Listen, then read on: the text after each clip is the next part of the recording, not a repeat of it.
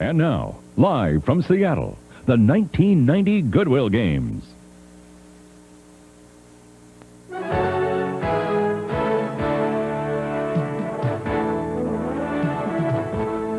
At the 1986 Goodwill Games in Moscow, Soviet Sergei Bubka set the world record. 2 years later, he revised his own record in Nice, France. But now, Bubka's teammate and fierce rival, Rodion Gatalin, is tired of being number 2 and is ready to be judged best in the world. Of course, it is very important for me to win in the Goodwill Games. It would be a great honor because of the level of the competition here. Today, the Soviet Union's superior vaulter finds out how high is up. Men's gymnastics. The greatest gymnasts in the world compete in their individual events for Goodwill Gold tonight. Soviets, Balinki, Sherbo, Americans, Dimas and Ringnall, and a possible farewell from champion Valentin Mogilny. This will probably be the last medal of my athletic career, so I would like to finish on an up note. Since the 1989 World Championships, the United States team has strived in difficulty, and I think we can give the Soviets a run for their money. 6 gold medals to be awarded, 1 on each apparatus. Who will emerge with the most? We met her in Moscow 4 years ago. Jackie Joyner-Kersee is going to set a new world record. The greatest female athlete the world has ever produced. At Seoul, she shattered her own record. Tonight, she begins her quest to do it again. I would like to enjoy this heptathlon competition. But if I can enjoy it and break a world record at the same time, believe me, I'm going to go for it. The 7,000-point barrier fell in Moscow. Is 7,500 possible? We'll see, beginning tonight. Stay with us as the world's best unite.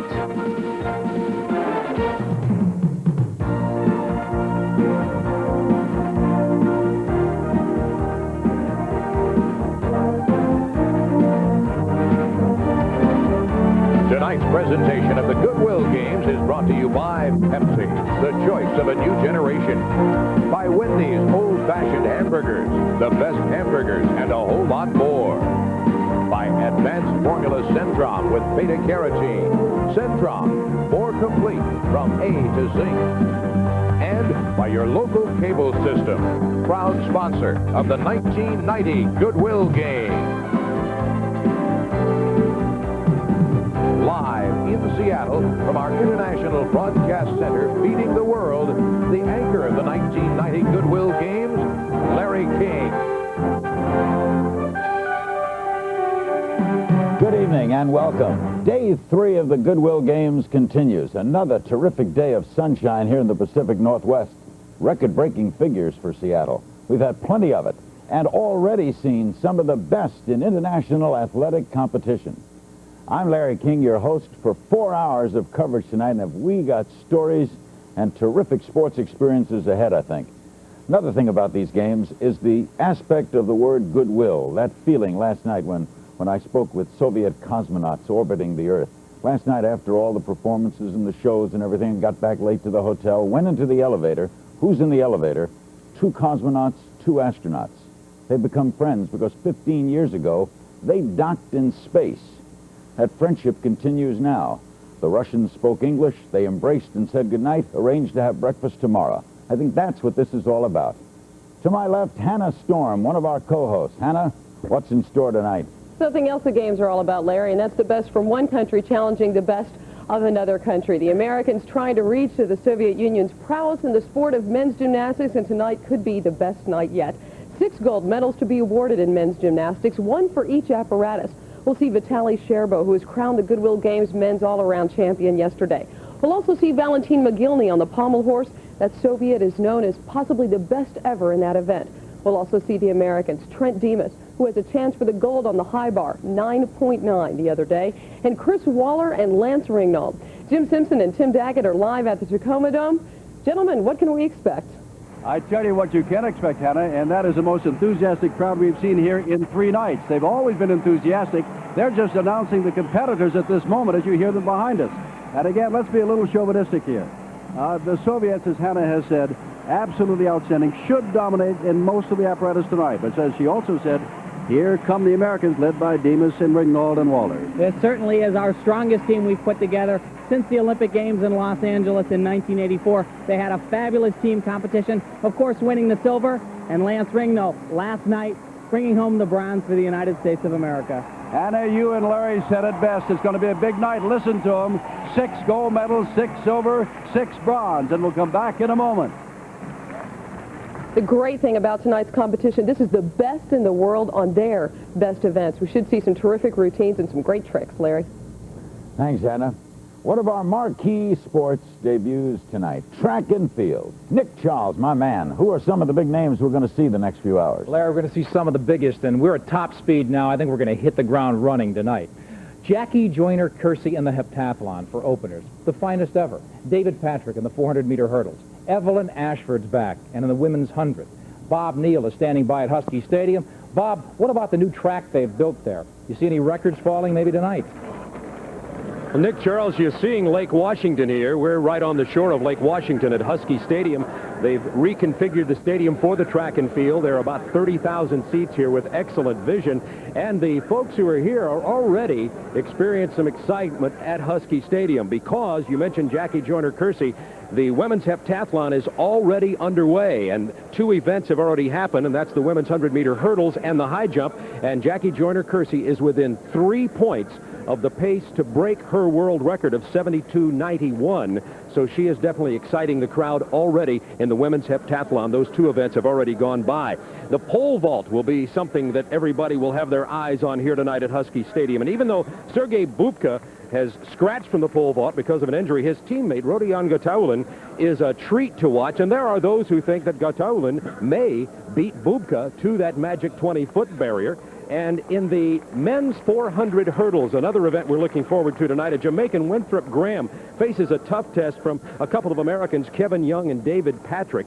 And in the women's 100-meter event, the woman who has had the best times in the world so far this year, Jamaican Merlene Ottey, is not in the event, and that means the spotlight is falling on the grand lady of sprint from the United States, and that is Evelyn Ashford. She'll face a tough test from American teammates Carlette Guidry and Michelle Finn. So we have a lot of excitement that's already happened here, and a lot more, and I'll be here with Dwight Stones, Craig Masbach, and Dave Sims to cover it all. Okay, Bob, thanks a lot. It looks very elaborate, Larry, of course, the games, a lot of sweeping scope. But the nice, simple thing, I think, basic about this when you get into track and field, who could run fastest, who could jump highest, who could throw longest. Pretty basic, exciting stuff. Thanks, Nick. You know, we have some terrific things going on here, great people covering it, and some magical technology right at our fingertips, unlike anything that has been tried before. Now, with the help of our satellites, we can check in just about anywhere in the world. For example, it's 13 minutes after 4 in Moscow. You're looking at Moscow. Now, why do they do well in gymnastics? It's 13 minutes after 4 in the morning. That's Moscow live. That's why they do well in gymnastics. We'll be right back with more of the Goodwill Games. Don't go away. The 1990 Goodwill Games is a presentation of TBS Sports.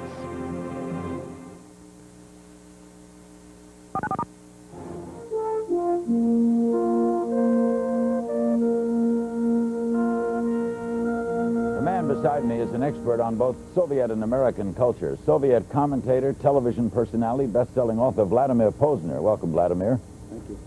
Was that a good example of why your countrymen do so well? Not for a bit too early, but yeah, it was a good example. They start very early, and it's very prestigious. And one of the ways to get ahead in the Soviet Union was to be big in sports.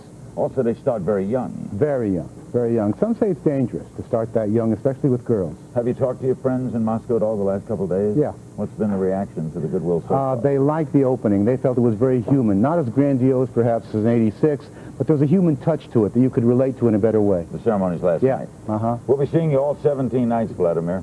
Vladimir Posner. Now, let's go live to Jim Simpson and Tim Daggett at the Tacoma Dome, where the men's apparatus finals are getting underway. Guys?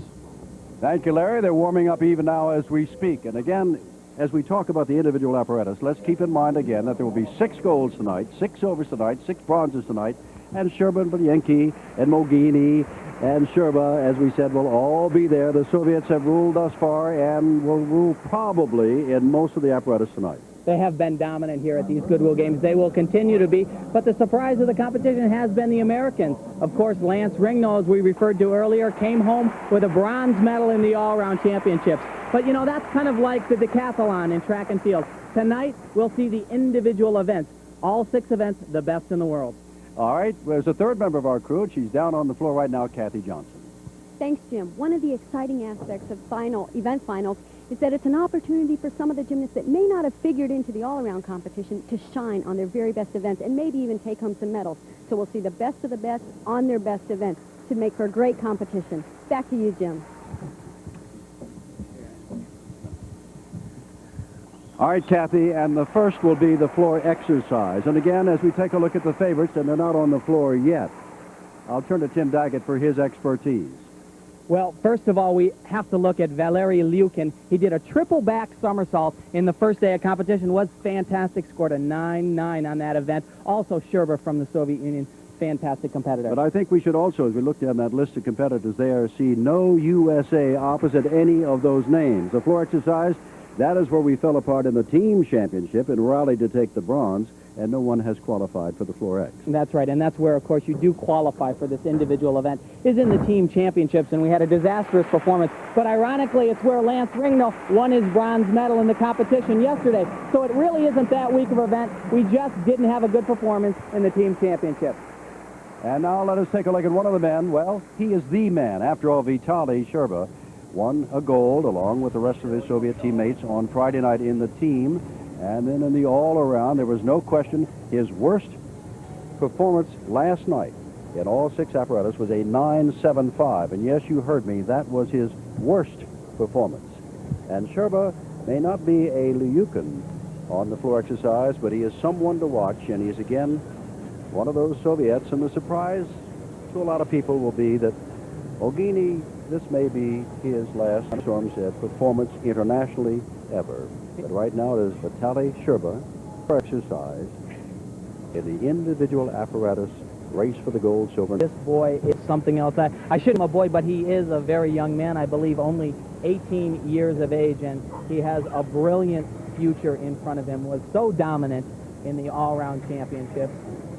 This is truly his coming-out party internationally. Yeah, you know, it's interesting. He was asked about his performance in the competition, and he said, yesterday I was a young man, and today I am a man. You're looking now at the officials because, of course, they will be judging, and we're waiting for the results of Jan Milbrot, the East German, who was the first to compete. And so we must wait for the officials. By the way, we'll talk more about the East Germans, and they're united with the West German team a little later on when the East Germans' best Silvio Kroll, who is a factor in this floor exercise, takes the floor. Because it is the Germans who are talking politically about their future in gymnastics, not the onlookers from outside looking in at the unification of East and West Germany. Yeah, there have been some problems. You know, Silvio Kroll, I was speaking with him a little bit earlier, and he talked about the problems of coming back together. They're 2 completely different countries. And now we go back to last night, as Vitaly at this moment is waiting for the score of Milbrot of West Germany. Let's go back to last night, and this is just one of his fine performances. He is, of course, on the pommel horse.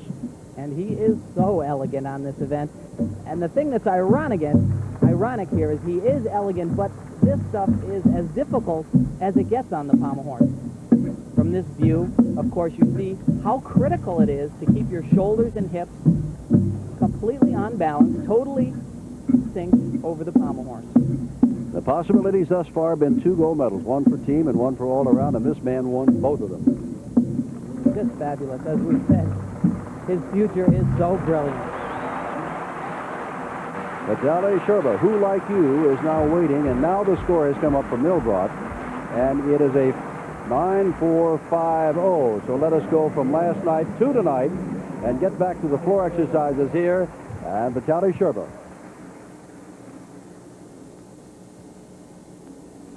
This, of course, is live on the floor exercise. If I had to pick one event, and it's so hard to do with a gymnast as great as Sherba, I would have to say that this is his strongest routine, and he'll show us why right off the bat. This is a double layout with a full twist. Watch this. Whoa, incredible. I can't tell you how much power is needed to do that skill.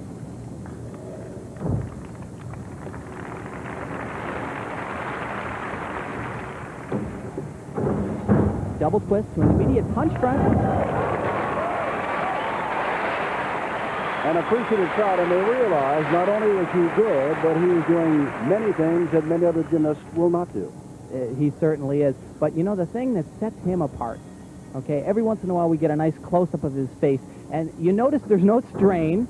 He doesn't look like anything is that difficult for him. However, right there on that front to a punch front is probably the only error I've seen him make in this entire competition. He was a little bit labored, a little bit strained, but not a major deduction. Here's his dismount, as difficult as it gets. A double layout. And he hit it. 18 years old from Mint, taking dead aim on yet another gold medal, and perhaps many more tonight. What a performer. And look at him walking off the floor. He is not even breathing hard. That was 65 seconds of all-out strength, power, everything, and he's not even breathing hard. It's incredible. In the European Championships this year, Vitali was first in core exercise, and hold on, also first in vaulting and high bar. Let's take a look at his mount one more time here. He'll do 2 complete flips laid out. Now watch this. He starts to twist, and just unbelievable.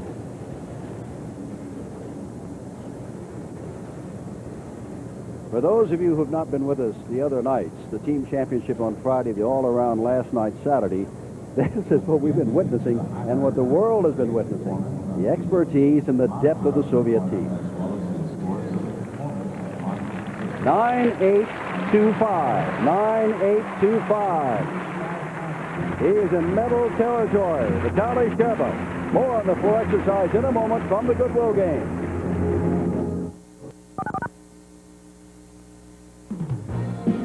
Don't you believe that Sherba's got this wrapped up at 9.825, because Lee of China has just turned into 9.825. And here's Silvio Kroll of East Germany, very capable of that kind of marker higher in the floor exercise. Is certainly a veteran. There's an original skill. And Jim, you hit it right on the hit the nail right on the head right there. He's out of the competition for probably even a medal at this point with that error early on. Out of the prescribed area, went out on an early pass. And now that we know that he's out of medal competition, we might say something that Silvio Kroll said when everybody went to him and said, this is the last time that East Germany will compete as East Germany. You'll have a unified German team. What do you think of that? And he said, we have lived politically and socially different lives for 40 years. It'll take a little time for us to get together as a team. Yeah, it was a little bit of a surprising comment. At least I was surprised to hear that coming from Silvio, but it's obviously very true. They are 2 different countries, and now they will be one. Unfortunately, he will not win here. Kroll is 25 years old, the best East Germans have ever produced. He's a world champion on parallel bars, world champion in vaulting, both in the 80s, in 85 and 87. He wants to be a coach, and his parents are here to watch.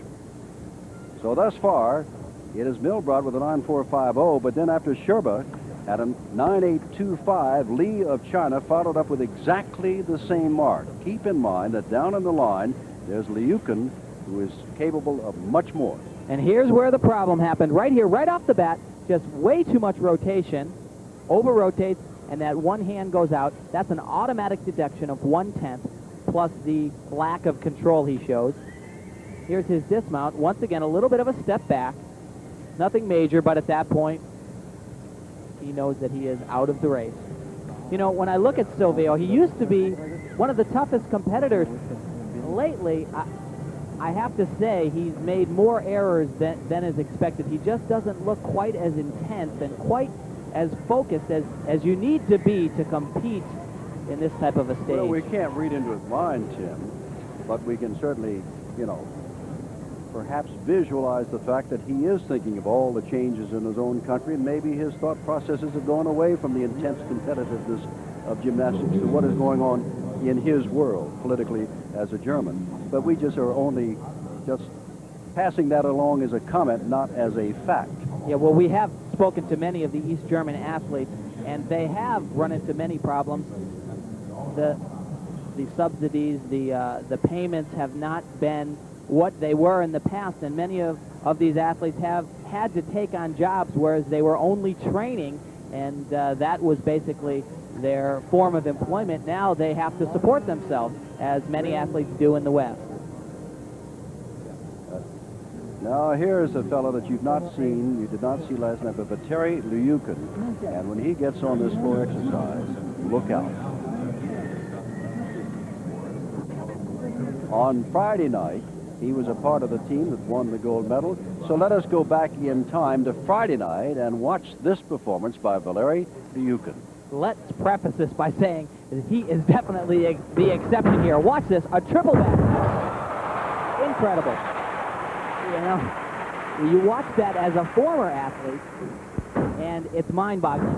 But even the top athletes in the world marvel at that type of difficulty. The first man ever to do the triple somersault.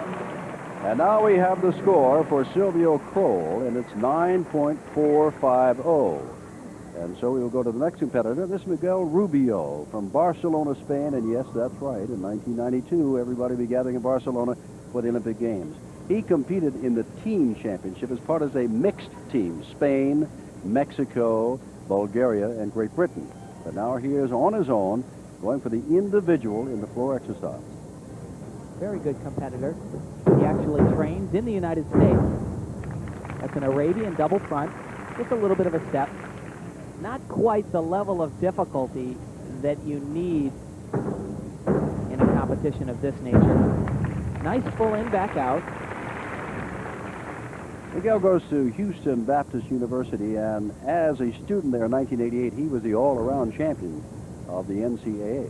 Well, he is a very good gymnast. There's no doubt about that. It's very difficult in a competition format like this. Like you mentioned earlier, Jim, he was not a member of a team, so he didn't have that unity. He didn't have the help of his teammates. He also didn't have the benefit of going up after a gymnast who's already helped to raise the score. When the Soviet first gymnast competes, he probably scores a 9-8, and by the end of the rotation, they're somewhere near the 10 range, and he obviously doesn't have that benefit.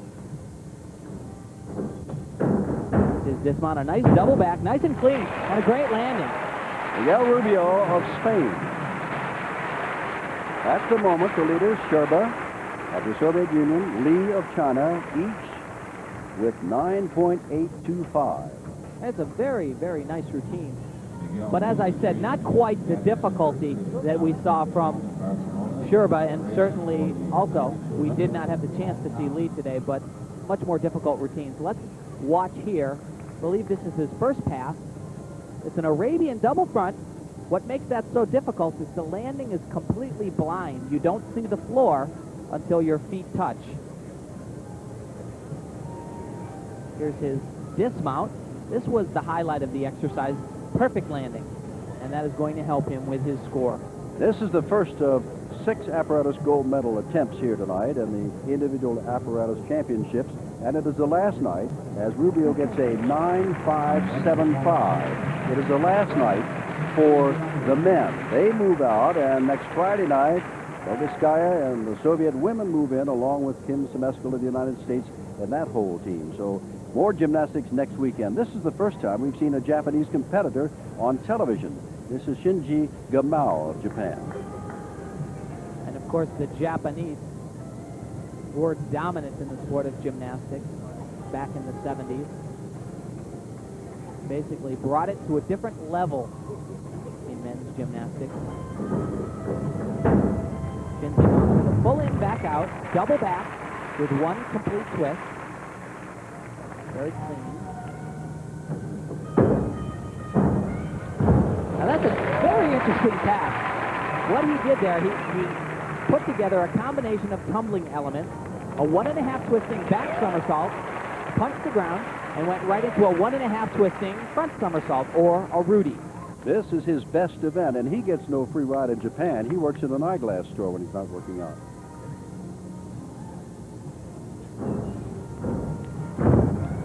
And he's really taking his time out there. As in Rubio's case, he doesn't quite have the difficulty to compete with a Sherba, but he's doing an excellent job here. No major deductions. His dismount. A full in back out, that's difficult. But unfortunately, he put his hands down, and that's been a smart when it comes to time for the judges to give him a score. As of this moment, as we said, Sherba of the Soviet Union and Lee of China have identical marks of 9.825. You would assume that they are in the race for either a silver or bronze, and should Liukin make a big mistake, perhaps they could share the gold. Liukin's next up, but this is Gamao of Japan and his performance. Well, this is, I believe, his mount. He does it very well, just a small hop. He actually dismounts with the same skill. However, after 50 seconds of all-out tumbling, you're a little bit fatigued and just doesn't quite have enough strength to pull that one around. That will be a significant deduction, both the step and the hand placement. 9.350 for Gamao. And now we come to Liukin, 23 years old, for Alma Ata. In Seoul, about a year and a half ago, he was second in the all-around.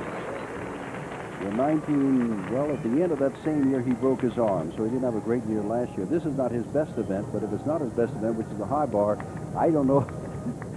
I just don't want to see his worst event if this is not his best event, because he is absolutely incredible. I have to disagree, Jim. I think this is his best event. And right there, triple back.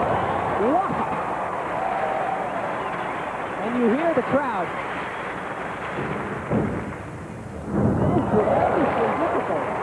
You can see the difference in the level of what he's doing and what the immediate predecessors did. You know, I have seen a triple back done on the floor exercise maybe 5 times live. And every time I witness it, I'm just blown away. He makes it look so easy. That's the incredible thing. He actually was the first gymnast in the world to do this. He performed it in the '87 European Championships in Moscow.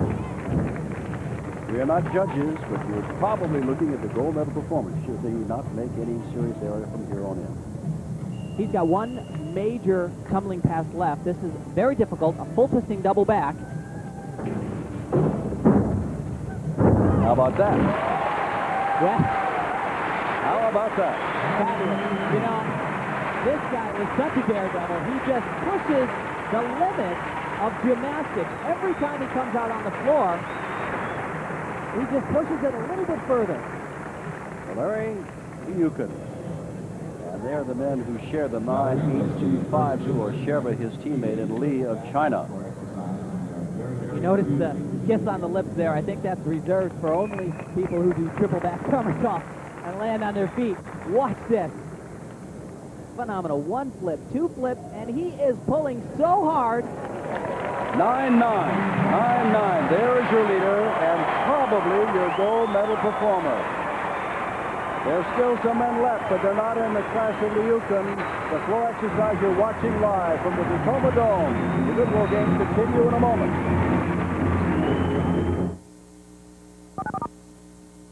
The 1990 Goodwill Games is a presentation of TBS Sports.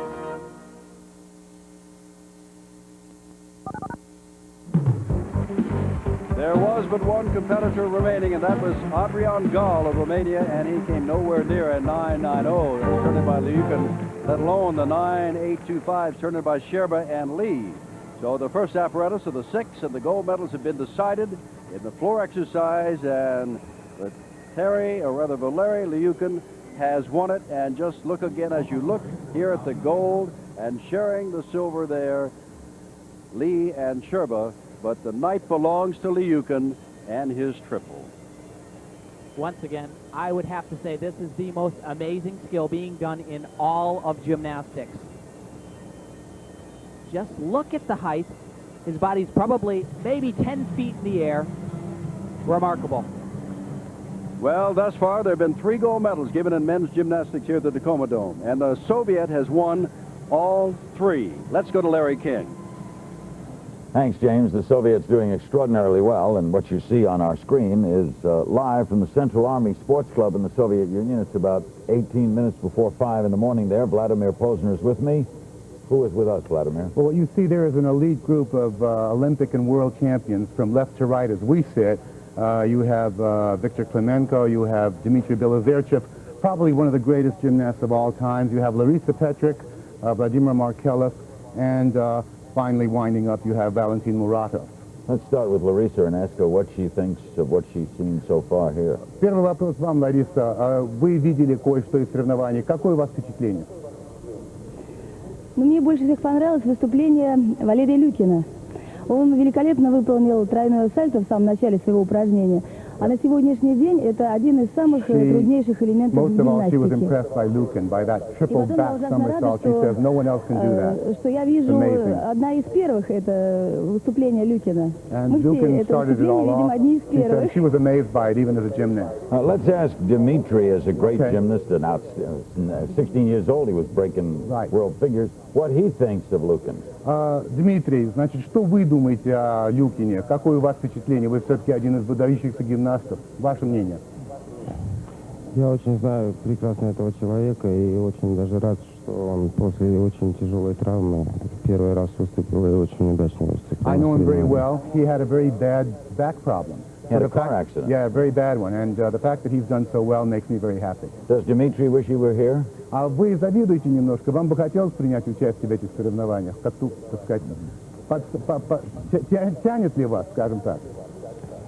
Да, конечно же, когда я смотрю соревнования такого масштаба, такого уровня. When I see that kind of competition, those kind of games, хочется выступить. of course I'd like to be here. I'd like to be doing it, yes. Valentin, they are estimated, they're 9,000 miles away, this group, from us.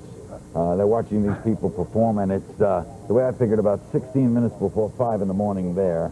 Are those gymnasts really working that, or, I mean, is this... Валентин Муратов, вопрос уже вам. Очень рано в Москве, мы это знаем, и мы видим, как будто люди там тренируются. Неужели на самом деле так рано тренируются, и это специально для нас? Ну, дело в том, что у нас впереди школьные соревнования, и с южных республик к нам приехали для тренировок. They're preparing for school, national school competitions, and they're bringing in children from all over the country. They don't have enough time for everyone, so they start very early. This is not specially for us. Thank them all very much and tell them we'll be going back. Вам всем большое спасибо. Мы еще к вам вернемся, так что пока не уходите, пожалуйста. Большое спасибо. Ну, мы будем с большим удовольствием наблюдать соревнования, поэтому никуда не... We're not going anywhere. We're watching the games as you are. We'll be waiting for you. Thank you all very much. We'll be checking back with you. Let's right now go back to Tacoma and my man Jim Simpson. Jim?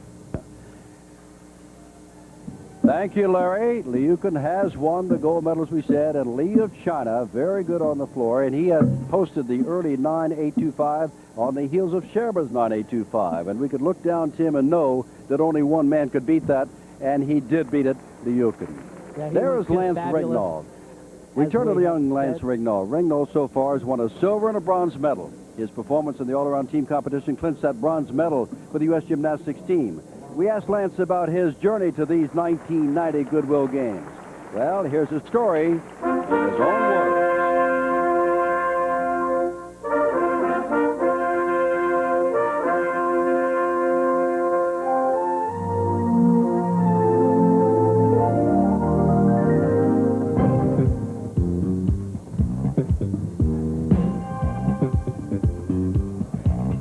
Gymnastics has always been a part of my life.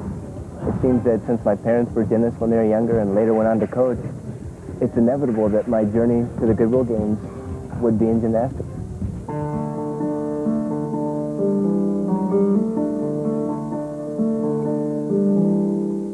Yeah, being a gymnast at 10 years old in Des Moines, Iowa, we were looked at kind of like a sissy. That never bothered me at all, the sissy look. I was getting big and strong anyway. I used to ask myself that, you know, when I was little, how come I got good quicker than the other guys? Or I started beating the guys that used to beat me all the time. And when I was younger, it was definitely desire, just because I wanted it so bad. And then as you grow up, well, you've heard the expression, the best gymnast doesn't always win. And that's the case. Now, you want to make as few mistakes as possible. Because I don't make many mistakes in competition, I think that sets me a little apart. That's been the difference between me and the rest of the pack. I don't like to do gymnastics 100% of the time. I don't like the idea of gymnastics ruining my life. I like making T-shirts, just relaxing things. No stress, no attention, just take your time and make a shirt.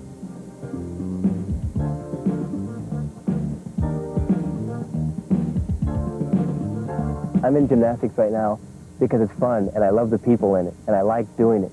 I like having something different than most other people. You know, that kind of special feeling that you do something or you work hard towards something, and you accomplish a lot because of your work.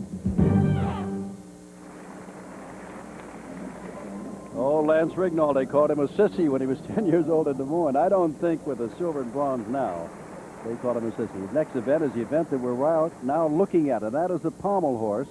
Balas Tot of Hungary has already recorded a 9.725, and now here's Wang Hadong of China, about to start his performance on a very difficult apparatus in gymnastics, the pommel horse. And this Chinese delegation has a crew that just packs the difficulty. Beautiful one pommel work. Such a difficult routine. Now he'll start showing us his flare combination right through the handstand and back down. And now he'll show us his spindle. He's turning his body the opposite way that he's circling. Certainly has got the support of this Tacoma Dome crowd here. Very extended, clean line, flies up through the handstand, and a perfect landing. There have been some very emotional moments here at the Tacoma Dome with the Soviets winning everything. They are getting standing ovations. The crowd here is very knowledgeable about gymnastics, very enthusiastic, and very compassionate. It gives a good connotation to Goodwill Games. Now look at this flare work. Beautiful extension. These skills are called scissors, a requirement on the pommel horse. All he has remaining is his dismount at this point. Wang is only 18-year-olds. The Chinese have sent a lot of youngsters here, a lot of their junior champions. This is definitely a team of the future, and these young men will have to be reckoned with down the road. A 9.85 for Wang. Coming up when we come back, Lance Ringnauld. He'll get his first chance to show his stuff tonight. He already owns a silver and a bronze. The 1990 Goodwill Games is a presentation of TBS Sports.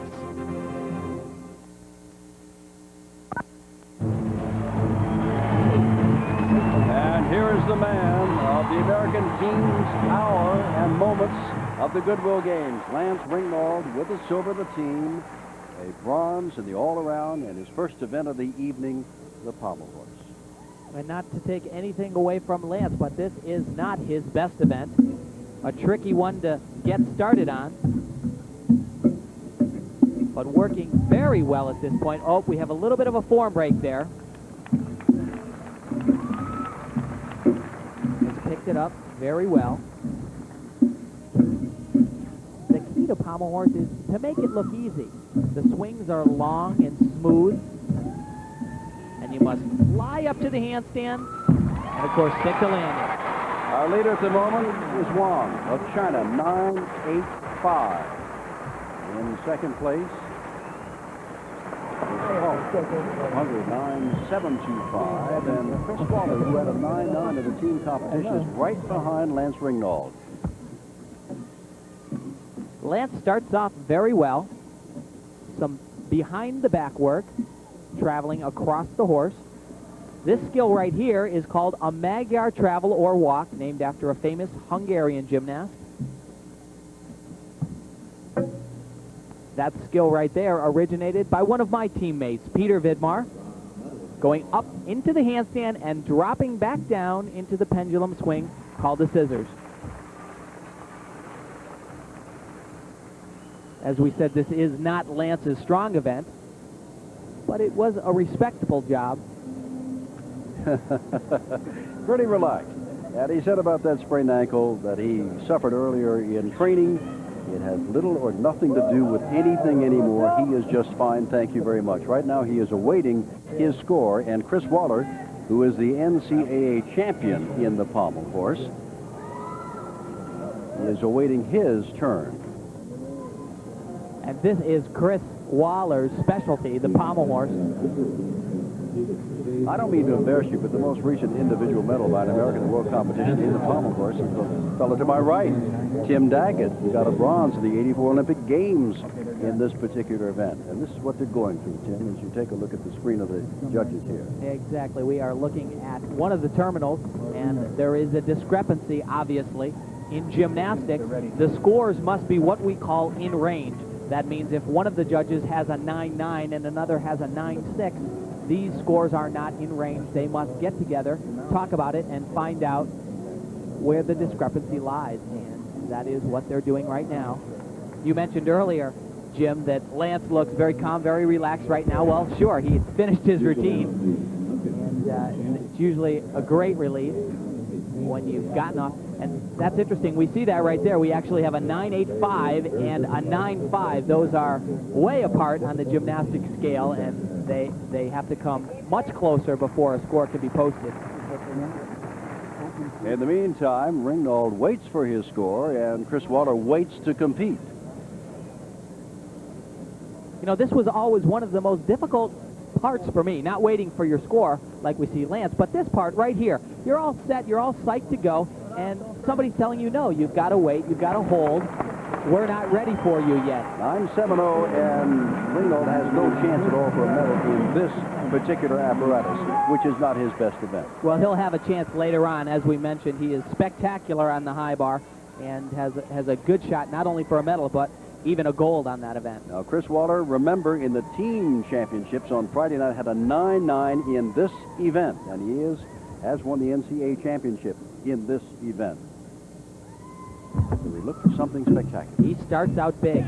This is his Flair traveling spindle, and he does it flawlessly. Chris has a wonderful line on the pommel horse, extended.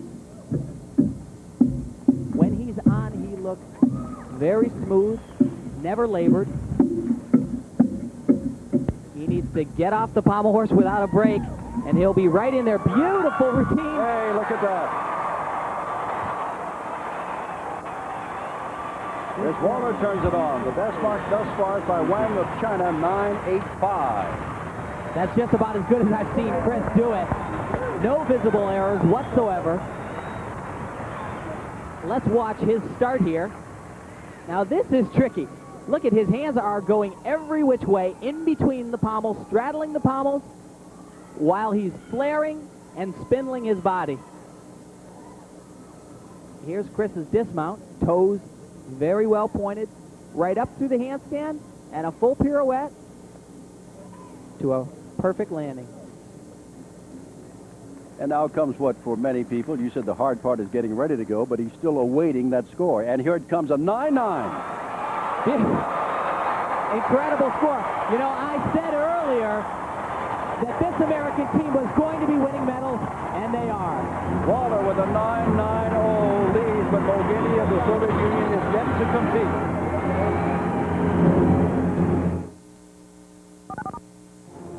The 1990 Goodwill Games is a presentation of TBS Sports.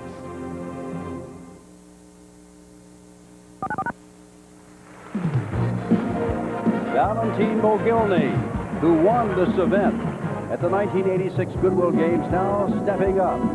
Woe of China has just come in with a 9.85 to take second to Waller, but this event, Mogilny, just watch him. The Soviets are all good, and this is his event. Well, if you thought that Chris Waller was flawless, take a look at this guy. He will do every trick in the book in this routine, and then some. Now, for most gymnasts, they'd be thinking about getting off the pommel horse at this point, but he's just getting started. He's won the world championship in this event twice. This is a spindling flare, the same skill that Chris used, but he does it at the end of his routine.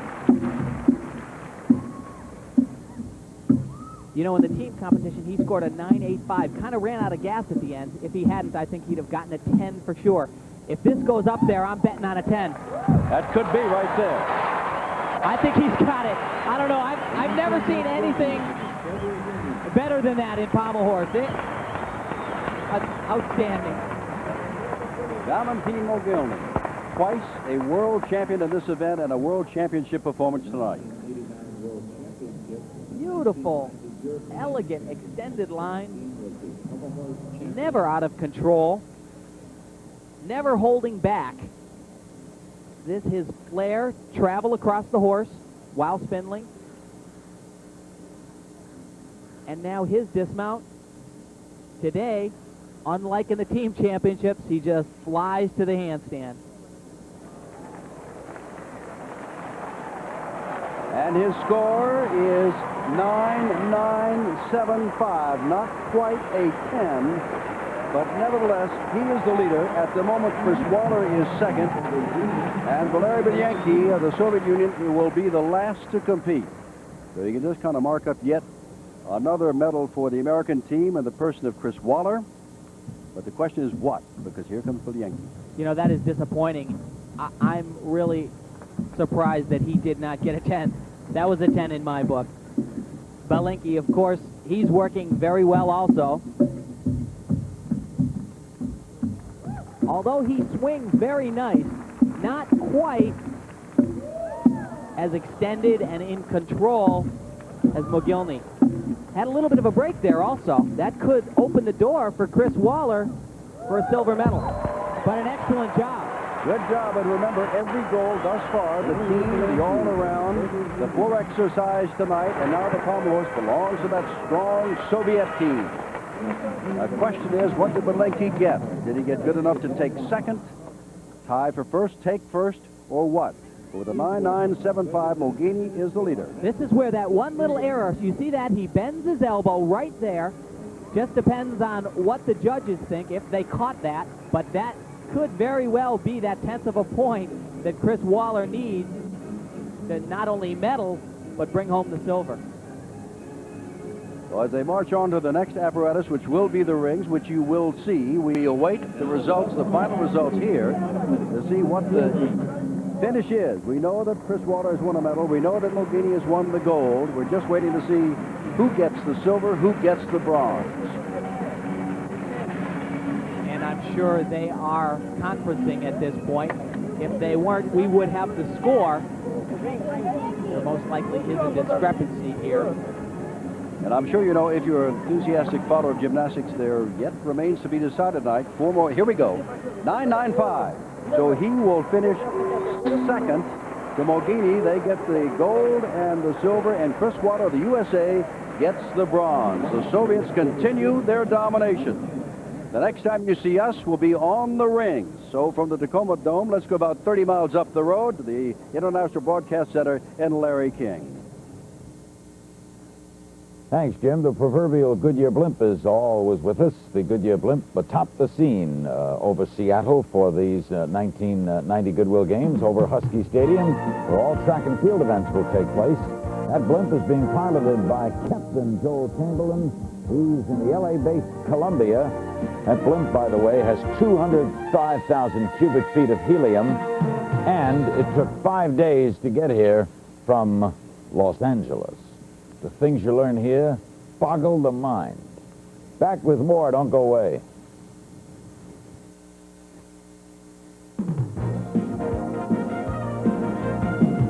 We're not getting any sound from them. Vladimir Posner returns to the main deck here at the International Broadcast Center. We're going back out to Moscow. And look at this. This is a group of young Soviet gymnasts at the Army Training Center. Do you hear me okay? Вы нас слышите в Москве? Okay. А вы хотите говорить с нами по-английски? What am I to do then? Okay, speaks English. put the microphone in front of the lady in blue, right there, on your left. What is your name, dear? Ask her name. Как тебя зовут? Вот мальчик в синем. Вот рядом с тобой мальчик сидит. Или это девочка? А, девочка. Девочка. Ну, рядом с тобой совсем. Да. I think our man with the mic. He doesn't know what to do. Does not know quite what to do. But look at that little... She must... Как тебя зовут? Okay, I tell you what, we wish you all well, and obviously this guy is never going to let go of that microphone forever. But we thank him for joining us. We'll be back with more of Vladimir and the rest. We're going to bring you right back to men's gymnastics in the apparatus finals. We've got the rings coming up. The American to watch is Chris Waller out of UCLA. Jim Simpson, does Chris have a chance for gold here? There are the final results, Larry. Mogilny and Malienki of the Soviet Union, and Chris Waller gets the bronze. Well, Mogilny, who may retire, has been coached recently by his wife, who herself was a world champion about 9 years ago. Both are now with their own medalist, Kathy Johnson. Thanks, Jim. We're here with Valentin Mogilny and his wife, Olga Bachereva, who was also a world champion. Valentin, the most beautiful pommel horse we've ever seen in this country. Did you think you should have gotten a 10? Our announcer thinks you should have. Какое у вас ощущение после этого выступления? Ну как, я, во-первых, очень устал, потому что было большое напряжение, я подходил практически самым последним. Нужно было выигрывать. First of all, I can say I was very tired. There was enormous tension, but I knew I must win, and I just pulled myself together and did it. Hey, did your wife help coach you? Ваша жена помогает вам тренироваться? Да. Yes, she does. She does a wonderful job. Congratulations. Beautiful routine. Let's go back to Jim. Спасибо большое. And there's the champion of 9 years ago, Olga Bachereva. And right now on the rings, we've just begun, and there's another Soviet. That is Valery Bilenki, who has just taken the silver in the pommel horse, finishing up his routine in well, when you mention the rings, Tim, you just mentioned strength, and go from there. Strength and swing, and of course a stuck dismount. And there you saw it, B-rated, most difficult, full twisting double layout. They plan on giving nothing away this evening, I'm sure. I'm sure that Arkayev wants gold and silver on as many events as possible. Well, Larry's been talking to those in Moscow about the depth of this team, and they've shown a lot of it here. They certainly have. As a matter of fact, Larry was speaking earlier with Dmitry Bilazerchev, one of my all-time favorites and a good friend of mine. I wish him well. He is now retired from the sport of gymnastics, but this boy is definitely not retired. That skill takes a little bit of strength. That's called a Maltese cross. Now look at this dismount. Full twisting, double layout, and, you know, the thing that's so impressive about him is he is never perfectly on his landing, but he always sticks. He's swinging his arms around, he's shifting his body weight, but he does not move his feet. 9.925. Now that is the first competitor. The first gets a 9.925. Where can you go from here? But still, there's Liukin and Waller, who could equal that or perhaps beat that. Here's Jens Milbrot of West Germany. Well, it certainly will be difficult for any of these athletes to better that. Tim, if they have not been watching us on Friday or Saturday, they may be shocked to know that the coach Arkayev of the Soviet Union benched a world champion for this meet. He's here, but he's moving mats around. That's right. The current all-around champion of the world did not compete. He traveled. He's in shape, but according to Arkayev, he's not good enough to make the team. A performance by Milbrot of East Germany. He's working very well, shown a good amount of strength. As we've said through our coverage, the top performers on the still rings don't just do what the rules say. They add an extra strength part, add a unique swing combination to go above and beyond the requirement. His dismount, a tucked half in, half out, and a little bit of a step. That's going to cost him not only because of the step, but because the level of difficulty on that dismount really not up to par of what we just saw from Bilenki. Remember, Bilenki, as we watch, Milbrot has set the tone with a 9.925. That's a nice inverted cross. And the thing that's unique about that is he swings from one strength part right into another strength part. On a beautiful iron cross. Take a look at some of his swing now. Here's his dismount. The only thing different about this is, first of all, the step, and also that he tucks his knees, which makes the rotation of the flipping much easier because he is smaller. 9.675 for Milbrot. And at the moment is in second place. Here's America's entry, John Roethlisberger, the University of Minnesota. More rings in a moment. The The 1990 Goodwill Games is a presentation of TBS Sports.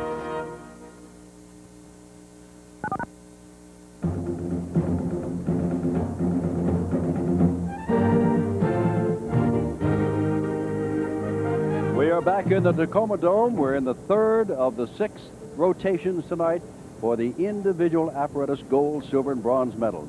Belenke has set the standard in the rings with a 9.925. No one else is close to him.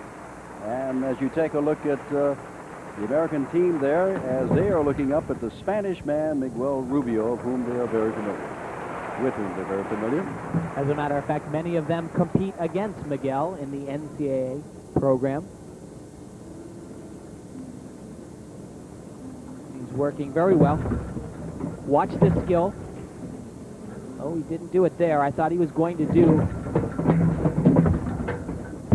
Beautiful combination. Piped Yamawaki right into a tough double front with a half twist. Did that very well. The scores have been rather high here, Tim, in the rings, and we keep that in mind as we know that Waller and Liukin and Roethlisberger are yet to follow. But when you start out with a 9.925, that really sets a high standard for everybody else. Go down to the floor and listen. You can hear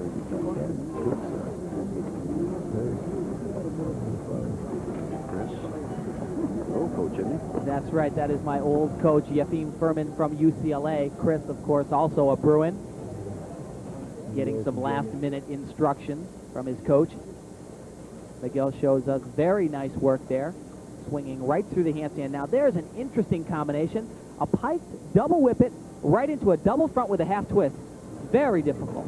9.625. They did not score high for him. And some of the crowd here figures that Miguel should have done better than that with the judges. Well, I kind of have to agree. You know, he doesn't have possibly the name recognition of some of the other athletes, but a very nice routine. Now, Sylvester Cholany of Hungary, 20 years old, and in the European Championships in this event, he finished 3rd this year.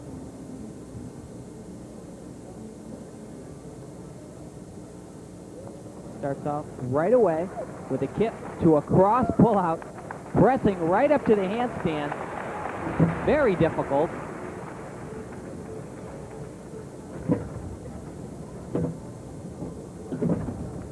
Now that was a very interesting combination. His own skills adds a little bit of originality, and there is a category in judging gymnastics where that own skill is rewarded. My only thing that I don't really care for is his form isn't that good. And a big step on the dismount. That will not help at all. Keeping in mind Belenke's score, remembering that after the Cholany score coming up, Roethlisberger, USA, Chris Waller, USA, and Valeri Liukin. Physically a very strong competitor, but as I was saying, my only criticism is his toe form is a little bit to be desired. His legs aren't as locked as they need to be. His line in a handstand, not as good as some of the Soviets. And of course, the huge step on the landing will incur a very large deduction. John Roethlisberger waiting for Cholany to get his score. Roethlisberger, here comes the score now. Waiting for that board to turn around. 9.625 for the second time in a row. Now John Roethlisberger. University of Minnesota, 1990 all-around champion in this country, coached by his father, who's the head coach at the University of Minnesota. As a matter of fact, a Soviet letter to a Soviet newspaper back in the Ukraine talked about John's father, his sister, and now John. What a pleasure it is to see John here in the Goodwill Games. A true gymnastics family. A little bit off balance there, but very impressive. Oh, he has a major break already, unfortunately. The bending of his arms there, and we possibly will see that when we look at the replay, will be a minimum of a 2/10 deduction. Just looks a little bit fatigued. Not quite as strong as he needs to be, and we're seeing it here also. He looks a little bit shaky. You notice the rings are moving. Here's his dismount. A double twisting double. And a big jump. Big jump on the end. That'll be another minimum 2/10 deduction. Everybody's chasing Belenky, and the American and the Soviet that might be able to catch or pass him are Chris Waller next up and Valery Lyukin. Yeah, that will certainly not catch Mr. Belenky. But this is very impressive. Low iron cross. Now watch right here. His arm bends there to about 90 degrees, and that is going to be a substantial deduction. Good crowds here. They had about 12,500 yesterday, 11,000 on Friday, and maybe, well, at least 12,500 here this evening. The women, which began a week from tonight as we watched John Roethlisberger, I should say a week from Friday night, are sold out. They're coming to see Boy Sky and all the rest of the champions. And young Kim Semeskel of the United States, just 14 years old. John Roethlisberger continues to wait for that score. Here it comes. 9.55, so not in contention for a medal at all. Now here's Chris Waller, fresh from winning a bronze in the pommel horse, about to take the rings. And Valery Lyukin, who has won the gold in the Florex, will follow and complete the competition.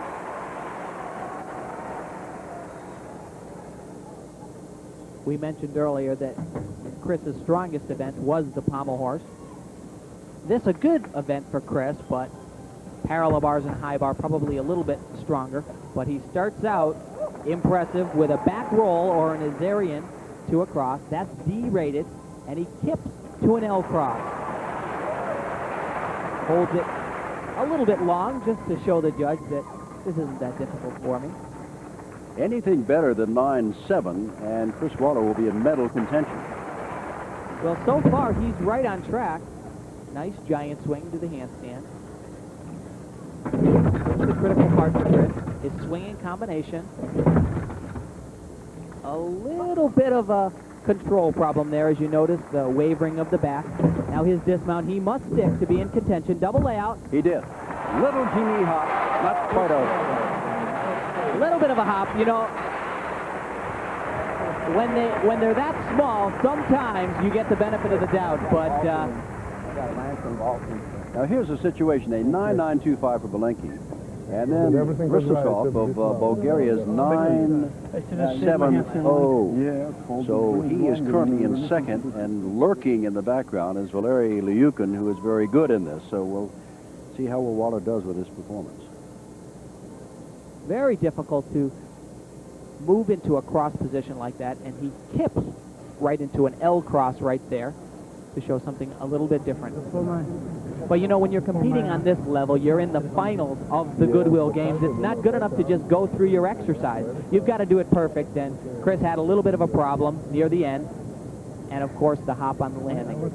And there is Lyukin. Already a gold in hand tonight, and a gold in the team on Friday night. The question is just where's Chris Waller in the scheme of things? Is he competitive? Is he in the race for a medal? Or is he not? Let's take a look again while we wait for the score. This is Chris's dismount here. The double layout. Now you'll notice just a little bit of a slide there. If he could have just froze his feet upon impact, I don't think we'd be having the deliberations going on downstairs right now, but he left that room for doubt there, and I'm sure some of the judges are 9.75, he's going to get a medal. He's going to get a medal. That puts him in second with Lyukin yet to come. Going to get his second medal after just having a bronze in the pommel. But now looking for here is what you see so far.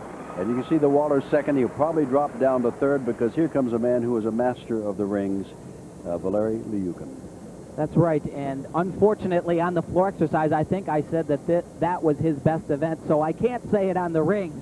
However, he is something else here. Look at that. Back hip right to a cross, and then he lowers down into a back lever and bounces right to another cross. Just a different standard, Tim. Yeah, they're starting from a different point, that's all. They're just a little bit ahead of everybody. Like I said, they do more than the required amount of strength, way more. And then he shows us I'm not just strong, but I can swing with the best of them. And they usually stick the landings. That is critical. His dismount coming up right here. He's got to nail it. See that? And held it. Oh, boy! One more swing of the arm. But as we talked about in the team and in the all-around, there is no deduction in the book specifically about the swinging of the arms and the adjustment of the body. If the feet do not move, technically the judge really doesn't have to take that deduction. Well, in the floor exercise, it was 1-2 Soviets with Lee of China third as you take a look at this fine performance by Liukin, who also won the floor exercise. And it was Soviets 1-2 in the pommel horse with the American Chris Waller third. And it looks like it's going to be the Soviets 1-2 here, with again Waller taking the bronze. Well, there is no doubt that he will at least win a silver medal with this routine. His dismount, a double L with a full twist, and look at him fight. One swing, two swing, one more time. I got it. Well, we came in talking about Lance Ringnauld, and why not, for what he is.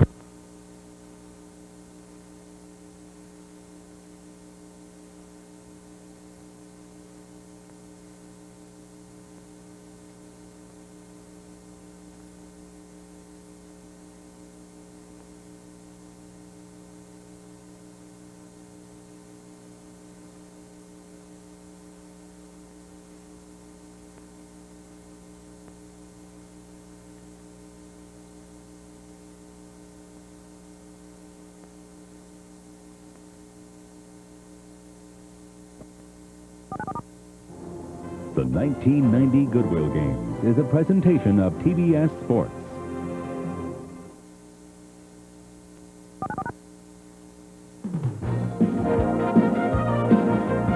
Back to the Tacoma Dome, more gymnastics and Jim Simpson. Jim?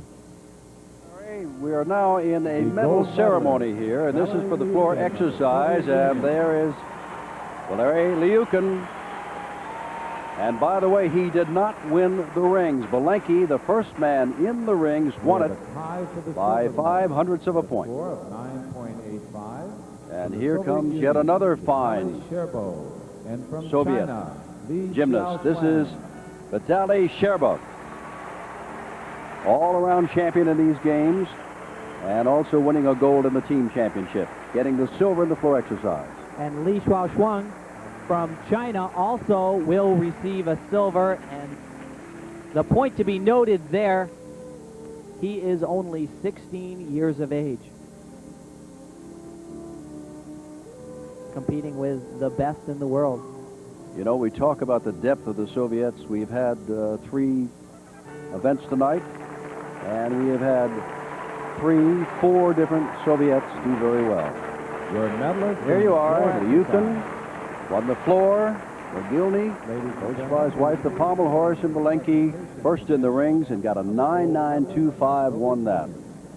What they do, they've had the 3 floor exercises, or I should say the 3 apparatus, the floor exercise, the pommel, and the rings, and they'll have 3 more now, but now we've heard this quite a bit. It is, of course, the Soviet national anthem played for Liukin.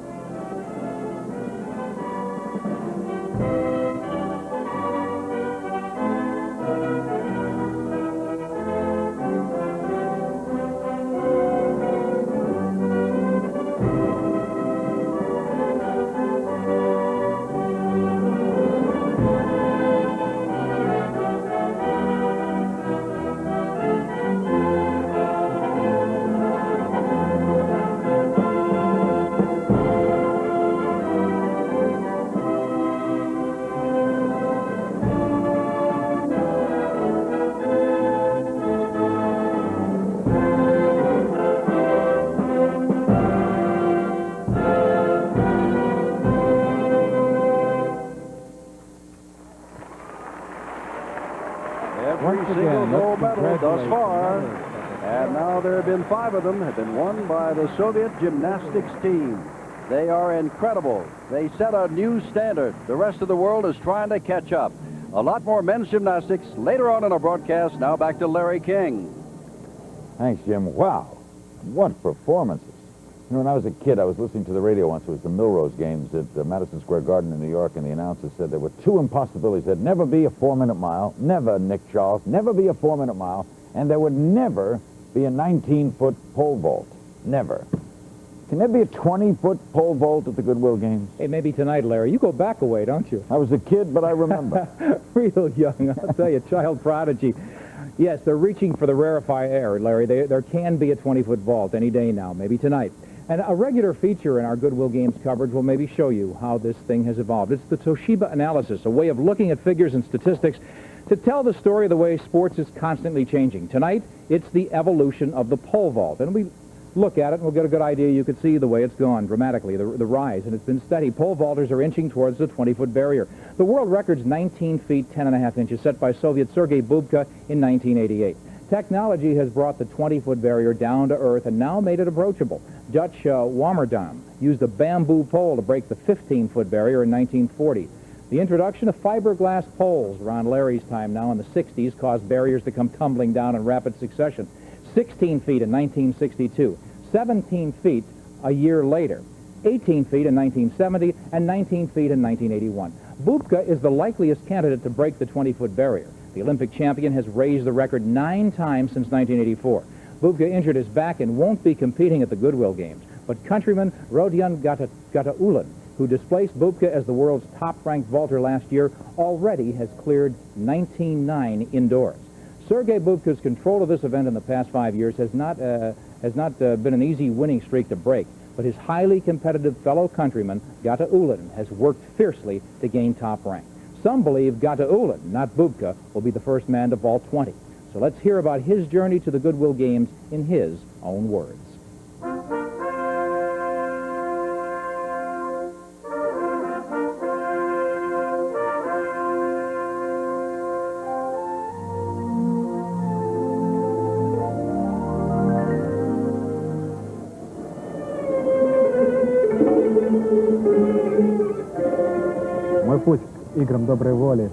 My journey to the Goodwill Games began November 23rd, 1965, in Seattle's sister city Tashkent. It's a colorful city located in Uzbekistan and is considered pretty much the academic and cultural center of Central Asia. It's hard to describe the feeling that goes with pole vaulting, the feeling of flying over the bar. It's exhilarating when you set the bar at a record height and clear it. Until last year, I had to make time for both pole vaulting and my medical school studies, and it was very difficult. But since I graduated, I can devote more time to training. My nickname is the Mad Doctor. American vaulter Earl Bell gave me that name during the first Goodwill Games 4 years ago. Earl has provided a good example for me to follow. He's 35, 10 years older than myself, and still competing. I would like to keep vaulting for another decade. I would like to be the first man to vault 20 feet. It's not only a significant barrier for the Americans, because of their different system of measurement, but for us too. And it's hard to say when that mark will be reached. But every time I compete, I will be trying to attain it. I will be going for a world record. Amazing. I love these journeys. You'll be seeing lots of them over the next 2 weeks. Remember, we got 2 full weeks to go of great Goodwill Game activity in action. Absolutely amazing. 20 feet. Who knows? Maybe tonight will be the night. Bob Neal, one of my favorite sportscasters, is standing by at Husky Stadium, home of the University of Washington football team, and the site of all of our track and field competition. Bob, tonight, could we see 20 feet?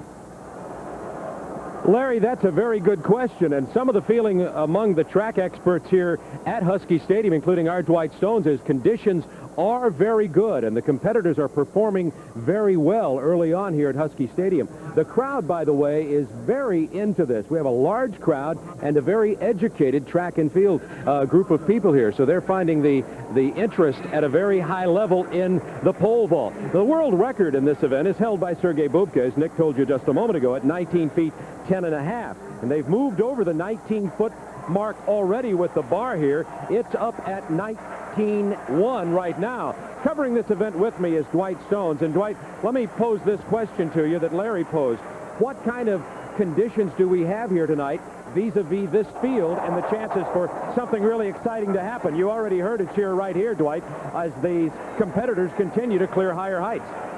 Bob, the conditions are outstanding. There's a little bit of a breeze that will gust at times, and the vaulters have been waiting for the wind to go a little bit stronger at their backs.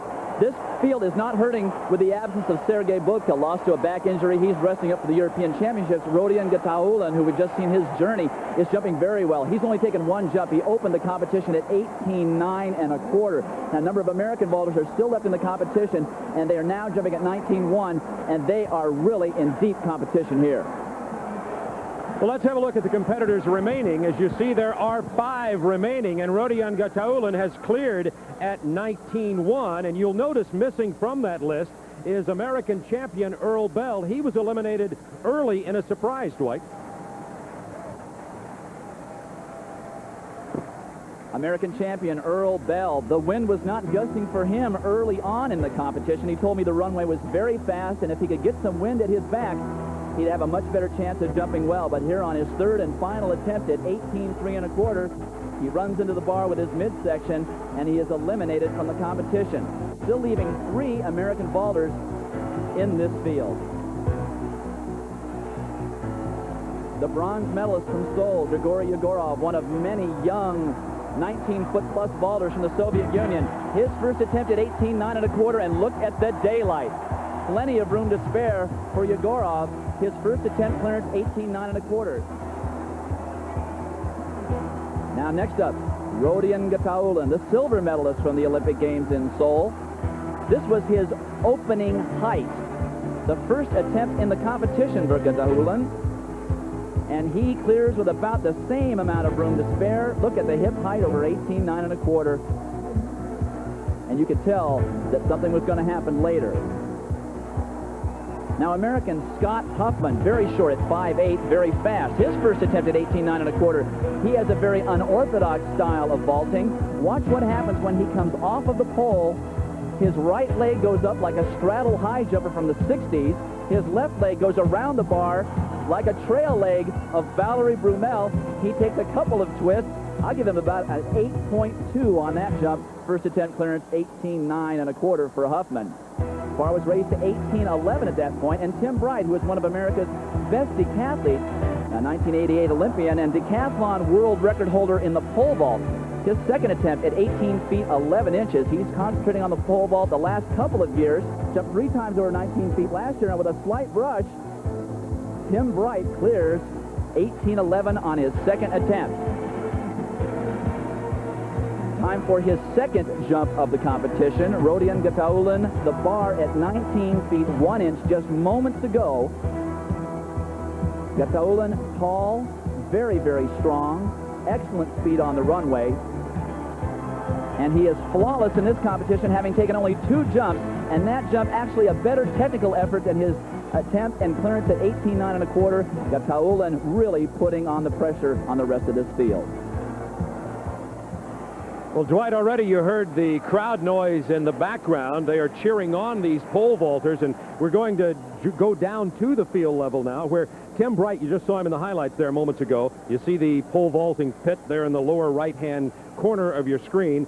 Tim Bright is next up, and this is his first attempt at 19.1. And Bright is an appropriate name for this American youngster.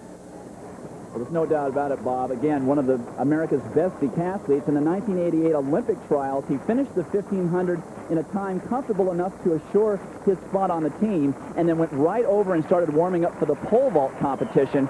He finished 4th in that competition, just missing making the Olympic team. He jumped the same height as Billy Olson did for 3rd place. He jumped 18.8 1/4. And that shows you what kind of an athlete Tim Bright is. He's already cleared 18.11 here, and he is in the thick of a very heated competition here with Gataullin, Yegorov, and Scott Huffman.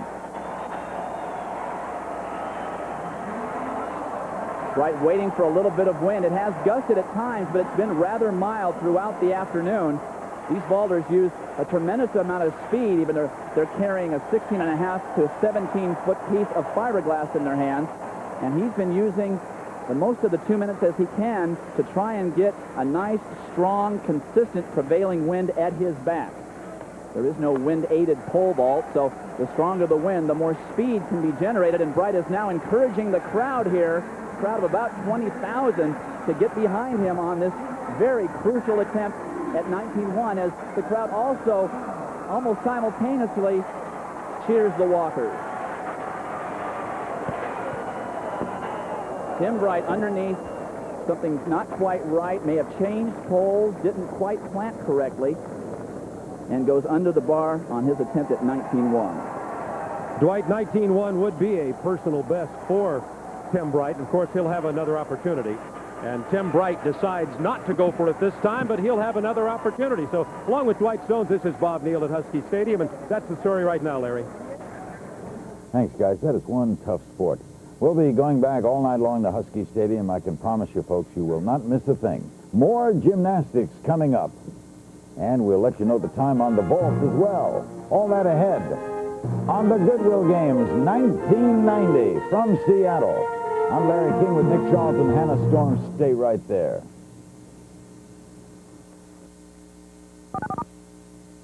The 1990 Goodwill Games is a presentation of TBS Sports.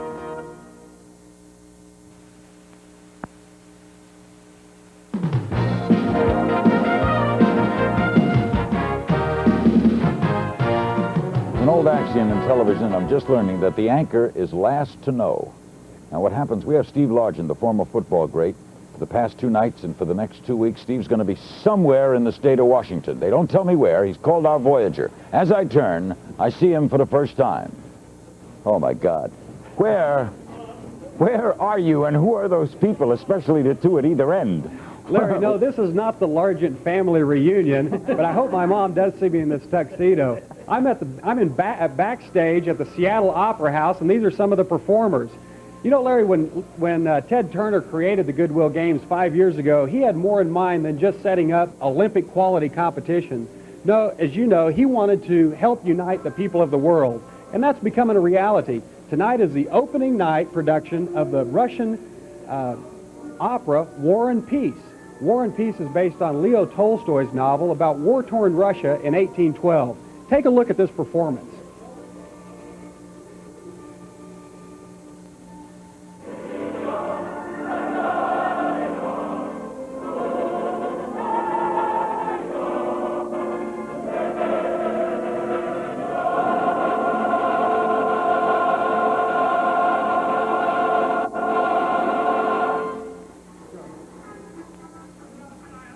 Larry, this is the largest production ever by the Seattle Opera House, and it's a $2 million production with a cast close to 300. And you know, the thing I really find interesting is the cast is comprised of both Soviet and American artists. Now, the American artists were required to memorize the entire opera because it's in Russian.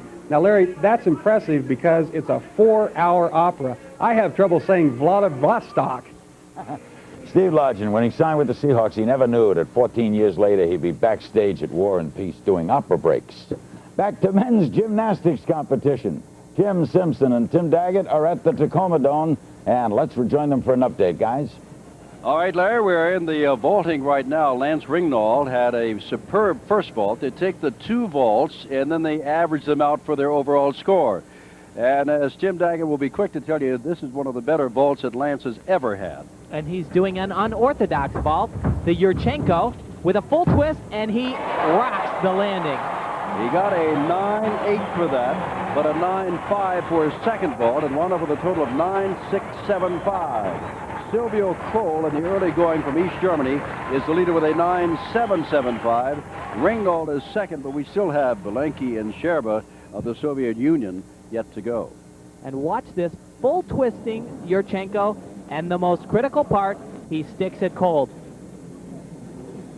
At the moment, Lance Ringnauld is in second place in the vault, but the Soviets are yet to come, and we'll see them from the Tacoma Dome.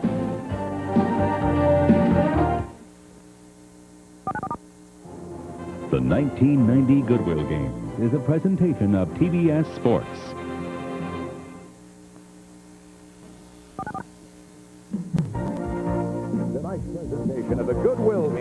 brought to you by Wendy's Hamburgers and a whole lot more. By Kodacolor Gold Film, show your true colors. By Gillette and the revolutionary Gillette Sensor Shaving System. Gillette, the best a man can get. And by Cinemax, more movies, more choice.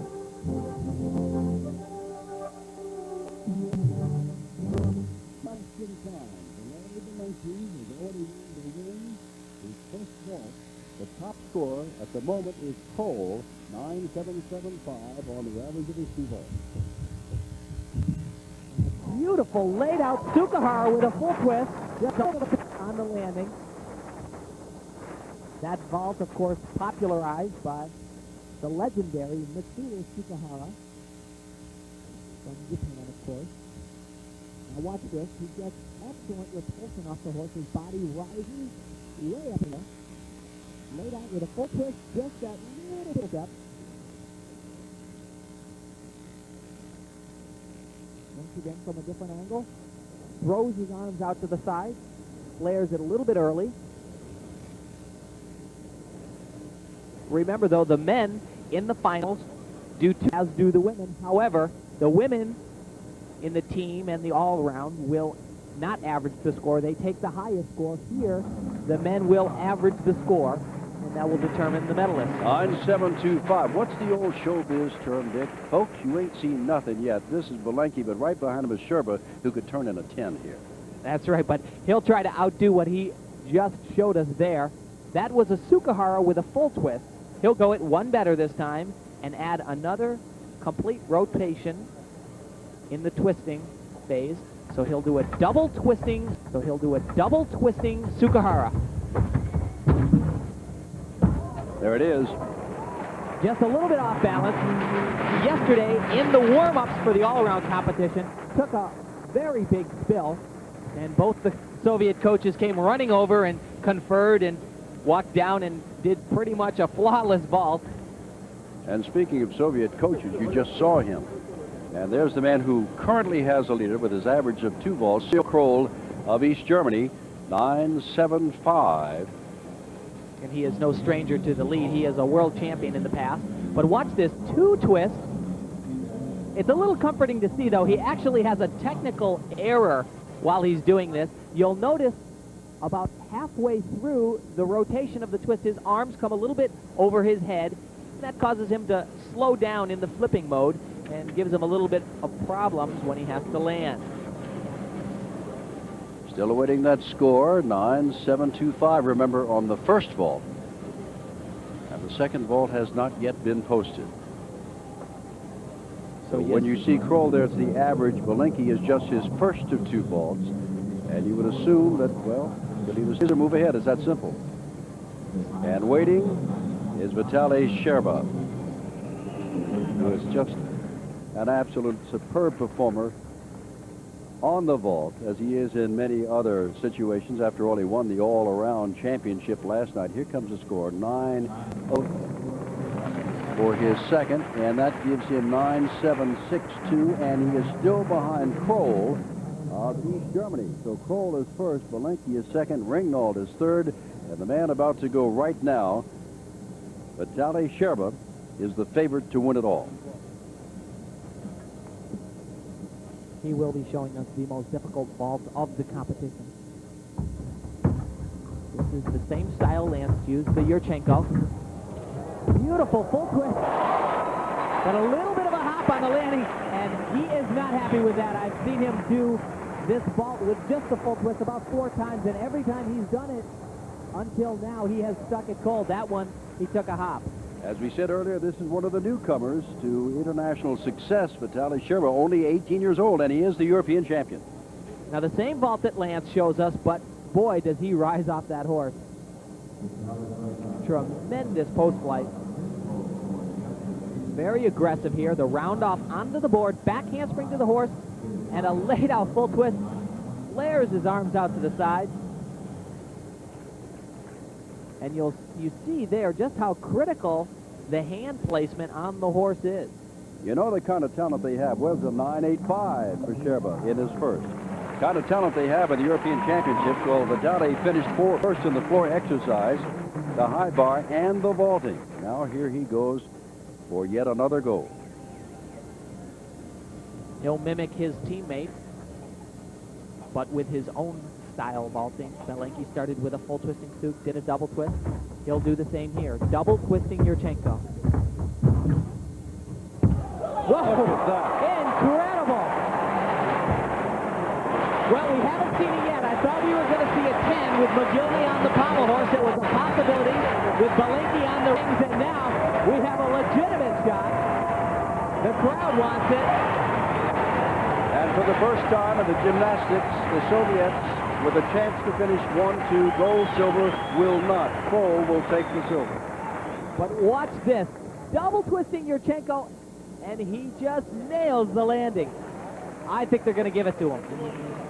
Well, you were disappointed when they didn't give Belenki a 10 in the rings. Let's see how you work out for your 10 in the vault by Well, you Johnny know, Sherba. I'm not an advocate of throwing a score for no reason at all, but darn it all, comparative to the other gymnasts, this deserves a 10. We're waiting with you. It looks like Sherba has yet another gold. He came into tonight's competition with 2 golds, a team gold, the all-around gold, and now looking for a gold in the vault. Yukon has 1, Mogilny has 1, Belenki has 1, and now the 4th man on the team is trying to win the 4th gold medal of the night, Vitali Sherba. And he gets the 10. And look at Belenki. I am so happy to see that. He really deserved it. One of the most memorable. He's getting a standing ovation. They're standing in the Tacoma Dome for Vitali Sherba and the 10. And the gold medal in the vault. Well, personally, I've been in this exact situation, and it's quite a thrill.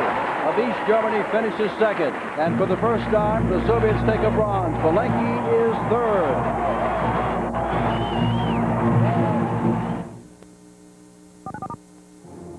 The 1990 Goodwill Games is a presentation of TBS Sports.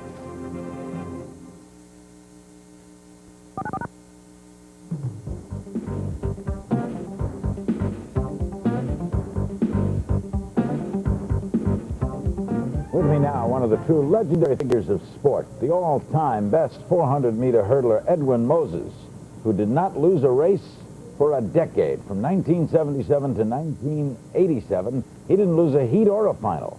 122 in a row. Why aren't you competing in a few minutes?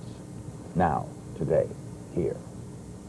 Well, I've been very busy in track and field doing some administrative duties and working with the U.S. Olympic Committee as well as TAC, and it's taken up a lot of my time. And it's given me a chance to rest my body and get ready for World Championships next year on the Olympics. Is there a part of you that wants to compete, though? I mean, you're here at this big event. It's a worldwide telecast. Billion people tune in. Would you like to run tomorrow? Would you like to run tonight? I would like to be running mainly because it's a major event in the United States. But on the other hand, I've been running track 24 years. Some of my competitors are 23, 24 years old, so I don't feel that bad. A couple of quick things. This is a wide-open event coming up. What should we look for as a viewer of a 400-meter hurdle? It's a good way to watch this. Well, the event is staggered. The starters start at different points on the track. The key is to watch when the athletes leave the ground and touch down over the hurdles. And that's about the only way you can tell who's out front. You can't tell by just looking at the race. You have to see who touches down on the ground first. Who do you like today? Well, Kevin Young, I think he's a better hurdler than David Patrick, and I think he had a very good year last year and a good year in 1988. He hasn't been running so well this year, so it's really up in the air. Pick somebody. I would say I would pick Kevin Young today. Okay, because I like this, like horse racing. You know, we can both watch together and see. Okay. Thanks, Edwin. Edwin Moses, since the 400-meter hurdles are just moments away, we're going to take a quick break and get right to it at the Husky Stadium. Don't go away.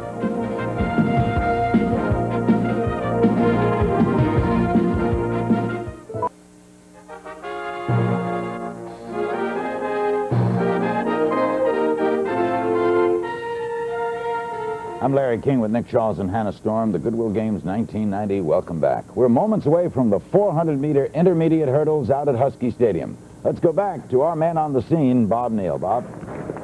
Thank you, Larry. Interesting that Edwin Moses is in the studio with you. Craig Masbach and I are listening to what he had to say about that. And Craig has some things to say about how he handicaps this race, too. But, Craig, the first thing that came to my mind when we hear Edwin Moses is he is the man who made this event.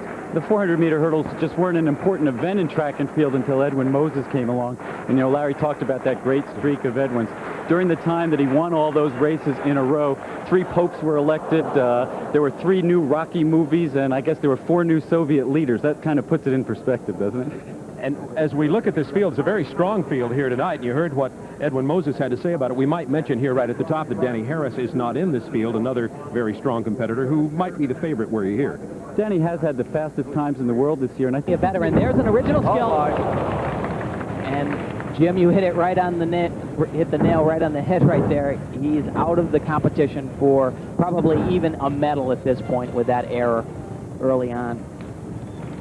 But out of the described area, cut out on the early pass. And now that we know that he's out of medal competition, we might say something that Sylvia Kroll said when everybody went to him and said, this is the last time that East Germany will compete as East Germany. You'll have a unified German team. What do you think of that? And he said, we have lived politically and socially different lives for 40 years. It'll take a little time for us to get together as a team. Yeah, it was a little bit of a surprising comment. At least I was surprised to hear that coming from Silvio, but it's obviously very true. They are 2 different countries, and now they will be one. Unfortunately, he will not win here. Kroll is 25 years old, the best East Germans have ever produced. He's a world champion on parallel bars, world champion in vaulting, both in the 80s, in 85 and 87. He wants to be a coach. And his parents are here to watch. So thus far, it is Milbrod with a 9.450, but then after Sherba at a 9.825, Lee of China followed up with exactly the same mark. Keep in mind that down in the line, there's Liukin, who is capable of much more. And here's where the problem happened. Right here, right off the bat, just way too much rotation, over-rotates, and that one hand goes out. That's an automatic deduction of 1/10, plus the lack of control he shows. Here's his dismount. Once again, a little bit of a step back. Nothing major, but at that point, he knows that he is out of the race. You know, when I look at Silvio, he used to be one of the toughest competitors. Lately, I have to say he's made more errors than is expected. He just doesn't look quite as intense and quite as focused as you need to be to compete in this type of a stage. Well, we can't read into his mind, Tim, but we can certainly, you know, perhaps visualize the fact that he is thinking of all the changes in his own country, and maybe his thought processes have gone away from the intense competitiveness of gymnastics to what is going on in his world politically as a German. But we just are only just passing that along as a comment, not as a fact. Yeah, well, we have spoken to many of the East German athletes, and they have run into many problems. The subsidies, the payments have not been what they were in the past, and many of these athletes have had to take on jobs, whereas they were only training, and that was basically their form of employment. Now they have to support themselves, as athletes do in the West. Now here's a fellow that you've not seen, you did not see last night, but Terry Liukin. And when he gets on this floor exercise, look out. On Friday night, he was a part of the team that won the gold medal. So let us go back in time to Friday night and watch this performance by Valery Liukin. Let's preface this by saying that he is definitely the exception here. Watch this, a triple back. Incredible. You know, you watch that as a former athlete, and it's mind-boggling. But even the top athletes in the world marvel at that type of difficulty.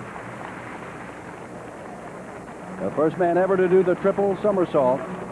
And now we have the score for Silvio Kroll, and it's 9.450. And so we will go to the next competitor. This is Miguel Rubio from Barcelona, Spain. And yes, that's right. In 1992, everybody will be gathering in Barcelona for the Olympic Games.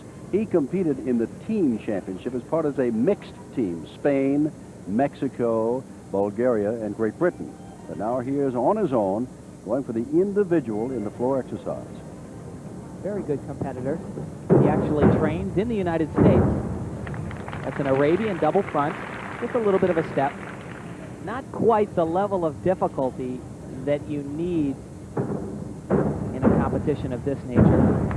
Nice full in, back out. Miguel goes to Houston Baptist University, and as a student there in 1988, he was the all-around champion of the NCAA. Well, he is a very good gymnast. There's no doubt about that. It's very difficult in a competition format like this. Like you mentioned earlier, Jim, he was not a member of a team, so he didn't have that unity. He didn't have the help of his teammates. He also didn't have the benefit of going up after a gymnast who's already helped to raise the score. When the Soviet first gymnast competes, he probably scores a 9-8, and by the end of the rotation, they're somewhere near the 10 range, and he obviously doesn't have that benefit. His dismount, a nice double back, nice and clean, and a great landing. Miguel Rubio of Spain. At the moment, the leaders, Sherba of the Soviet Union, Lee of China, each with 9.825. That's a very, very nice routine. But as I said, not quite the difficulty that we saw from Sherba, and certainly also we did not have the chance to see Lee today, but much more difficult routines. Let's watch here. I believe this is his first pass. It's an Arabian double front. What makes that so difficult is the landing is completely blind. You don't see the floor until your feet touch. Here's his dismount. This was the highlight of the exercise. Perfect landing. And that is going to help him with his score. This is the first of 6 apparatus gold medal attempts here tonight in the individual apparatus championships, and it is the last night as Rubio gets a 9.575. It is the last night for the men. They move out, and next Friday night, Bogoskaya and the Soviet women move in along with Kim Semeskal of the United States and that whole team. So more gymnastics next weekend. This is the first time we've seen a Japanese competitor on television. This is Shinji Gamao of Japan. And of course, the Japanese were dominant in the sport of gymnastics back in the 70s. Basically brought it to a different level in men's gymnastics. Shinji Gamao, the full in, back out, double back with one complete twist. Very clean. Now that's a very interesting pass.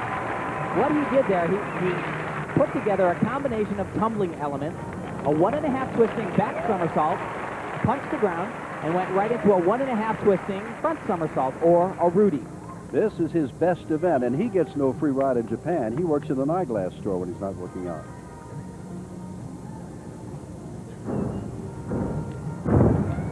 He's really taking his time out there. As in Rubio's case, he doesn't quite have the difficulty to compete with a Sherba, but he's doing an excellent job here. No major deductions. His dismount. A full in, back out. That's difficult. But unfortunately, he put his hands down, and that's been a smart when it comes to time for the judges to give him a score.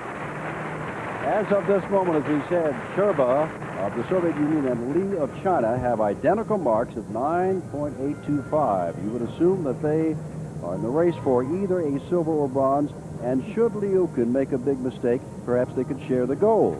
Liukin's next up, but this is Gamao of Japan and his performance. Well, this is, I believe, his mount. He does it very well, just a small hop. He actually dismounts with the same skill. However, after 50 seconds of all-out tumbling, you're a little bit fatigued and just doesn't quite have enough strength to pull that one around. That will be a significant deduction, both the step and the hand placement. 9.350 for Gamao. And now we come to the youth. 23 years old for Alma Ata. In Seoul, about a year and a half ago, he was second in the all-around. In at the end of that same year, he broke his arm, so he didn't have a great year last year. This is not his best event, but if it's not his best event, which is a high bar, I don't know. I just don't want to see his worst event if this is not his best event, because he is absolutely incredible. I have to disagree, Jim. I think this is his best event. And right there, triple back. Wow. And you hear the crowd triple. You can see the difference in the level of what he's doing and what his immediate predecessors did. You know, I have seen a triple back done on the floor exercise maybe 5 times live. And every time I witness it, I'm just blown away. He makes it look so easy. That's the incredible thing. He actually was the first gymnast in the world to do this. He performed it in the '87 European Championships in Moscow. We are not judges, but you're probably looking at the gold medal performance should he not make any serious error from here on in. He's got one major tumbling pass left. This is very difficult, a full twisting double back. How about that? Yeah. How about that? Fabulous. You know, this guy is such a daredevil. He just pushes the limit of gymnastics. Every time he comes out on the floor, he just pushes it a little bit further. And they're the men who share the 9.825 duo, Sherba, his teammate, and Lee of China. You notice the kiss on the lips there. I think that's reserved for only people who do triple back somersaults and land on their feet. Watch this. Phenomenal. 1 flip, 2 flips, and he is pulling so hard. 9-9. 9-9. There is your leader and probably your gold medal performer. There's still some men left, but they're not in the class of the Yukon. The flash is the Wi-Fi from the Tacoma Dome. The Goodwill Games continue in a moment.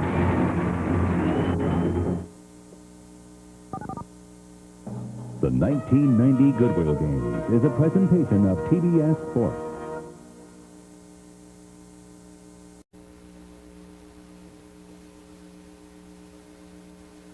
Zaharias Rayford Johnson. Jackie has set new standards in her event, the heptathlon, which is actually a combination of 7 varied and demanding track and field events. 7 events in about 30 hours. We're going to see her competing live in a moment. But before we do, let's take the time to explain exactly what the heptathlon involves. And who better to do that than Jackie Joyner-Kersee herself. The heptathlon consists of 7 events. The 100-meter hurdles, the high jump, the shot put, the 200 meters. Then we come back the second day with the long jump, the javelin, and the 800 meters. In the 100-meter hurdle, the first thing I do is I set my blocks, and I put them according to how I want to come out. And I make sure that my lead knee is away from the line, and that I'm in a comfortable position, and that I'm feeling pressure on my fingers, and that once I explode from the blocks, I'm going to get explosiveness from the block. Then secondly, I would go to the shot put. And in the shot put, all I'm doing is fiddling around with the 4-kilo ball, the 9-pound shot, and making sure that it feels comfortable in my hand. And I'm pressing it against my neck and trying to make sure that I'm getting the correct release. Then in the high jump is very tricky because that's one event where you have to do a lot of warming up. So then I work on my approach going into the board, then work on my clearance over the board. Then after the high jump, then I'm resting up there and getting ready for the 200 meters. You might find me laying down with my legs up elevated in the air, just concentrating or visualizing how I want to run this race. And then after that, I'm finished for that day. I just get the total of my points, and I go to the hotel, eat carbohydrates, and concentrate on the next day would come the long jump. And in the long jump, I'm really just working on the flight in the air, working on my extension, and just working on everything that I would do when I take a full approach jump. Then it's the javelin. In the javelin, I'm working on my crossovers, working on keeping my arm straight, working on not flexing the elbow, working on stretching the shoulder, and just doing a series of things before I release the javelin and go into the competition. And then it's the final event, the 800 meters. That's when your mind is tired, the body is fatigued, but you tell yourself at that time that everyone is fatigued. Everyone's been through the same 6 events. You go to that line believing that you're the best, and you get out there and just go through the 2 laps, finish, and wait for your score.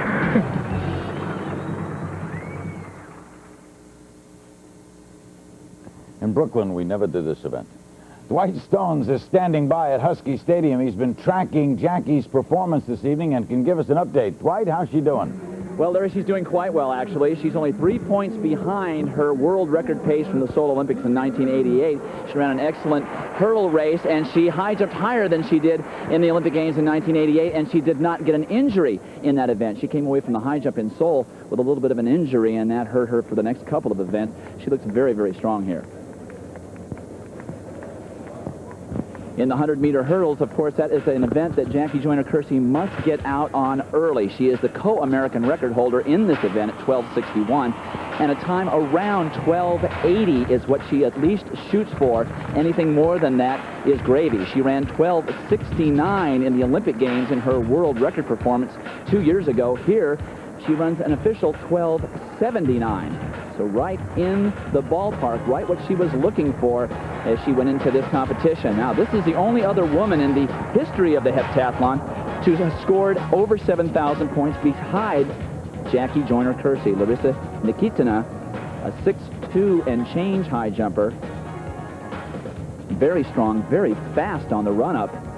And this, as she brushes on her way over, is a clearance. She's very, very pleased with that performance. And she is performing only slightly behind her own European record pace, her clearance at 6 feet, ½ inch. Now, just a week ago at the U.S. Olympic Festival, Jackie Joyner-Kersee jumped 6 feet 2 inches. She was very pleased with that clearance because that would put her right on track to try and better her world record. This is her first attempt at 6'1½", and as you can see, no problem whatsoever. Jackie Joyner-Kersee not limping after that as much as she was after some of the earlier jumps, but these are the event results now after 2 events. 2,223 points. That's just 3 points behind her world record pace, and Larissa Nikitina well back. Jackie Joyner-Kersee's competition is against the record at this point, certainly not against anyone else in this particular competition, Larry. We'll be watching her very, very closely. Thank you, Dwight. More Jackie Joyner-Kersee to come, lots more. And more men's gymnastics, the parallel barbs, when coverage of the 1990 Goodwill Games continues. Be right back.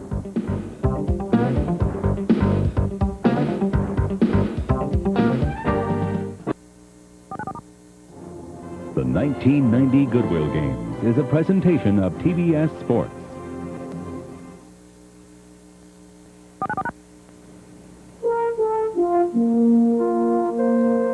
Now look at this. This is why people from Seattle tell other people it's not nice here. Don't come. Certainly don't live here. Honest, it's terrible. Honest, all Seattleitonians, I think, do this. This is the view of Husky Stadium. That's Lake Washington. The view, of course, from the Goodyear blimp. Captain Joel Chamberlain's up there. Hey, Captain, super job. I bet the captain's going to stay up here. He's based in Los Angeles. We go now from track to gymnastics, the parallel bars. Chris Waller and Lance Ringwald, and, of course, our 2 Soviets, Sherbo and Belinkie. Let's go live to Jim Simpson and Tim Daggett, guys. Our final competitor of the evening, Larry, Valery Belinkie, at the moment, while Lin Hua of China is in first, and with that little step, we'll never know, but Lance Ringwald is in second. Here's a men's vault. Sherbo won it, of course. Kroll was second, as we said, and Belinkie was third. But this man is about to get another medal for the United States. Will it be silver? Be it bronze? We'll wait and see for the Belinkie score. Tim? Well, I think that Lance should probably be happy with a bronze on this event. Sherbo was excellent. Let's take a look at some of Belinkie. He was just motoring his way through this parallel bar routine. However, on the dismount, a big step. Very uncharacteristic for the Soviets. And Sherbo, believe it or not, got a 9.7. There's a 9.875 for Belinkie, and that is going to be a tie at the top.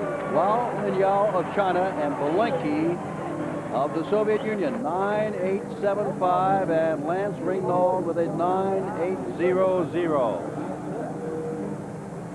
Oh, yet another bronze medal for the USA. Earlier, this was Lance. Lance starts out with a very innovative skill. He's the only one in the world doing that. That's a Maltese on the parallel bars. Now he'll giant into the middle. Here is Lance's major skill here. double front, just barely gets this one around. See a little bit of a form break there, but he dealt with that so well. His dismount, nice double pike, and just a little bit of a shuffle. But overall, a very strong routine for Lance Ringnall, and of course, our first event where we have someone besides a Soviet winning. We have a Soviet, obviously, Balenki wins, but Guo also takes the gold with him.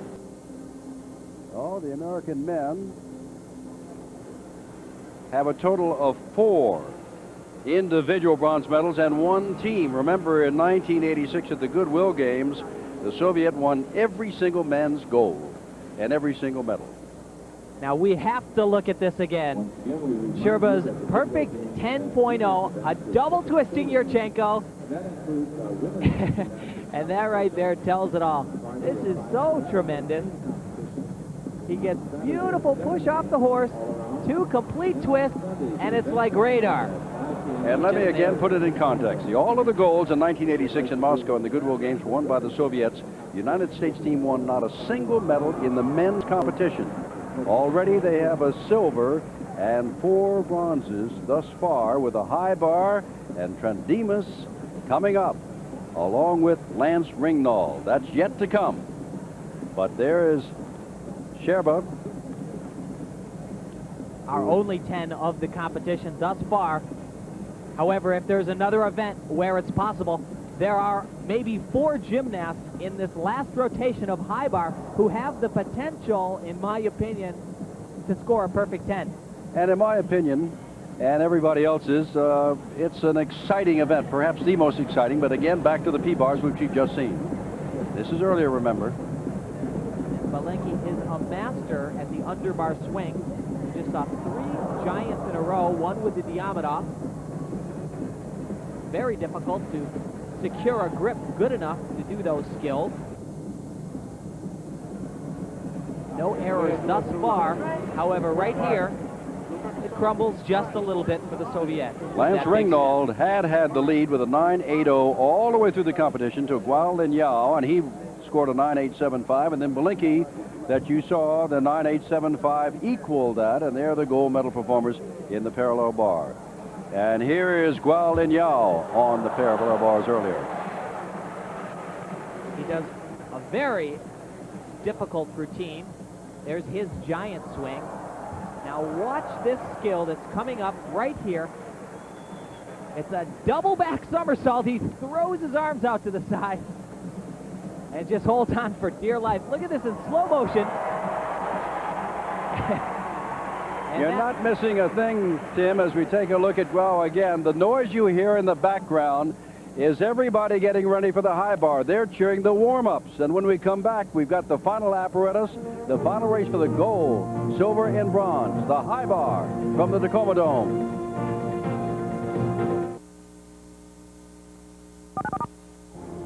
The 1990 Goodwill Games is a presentation of TBS Sports.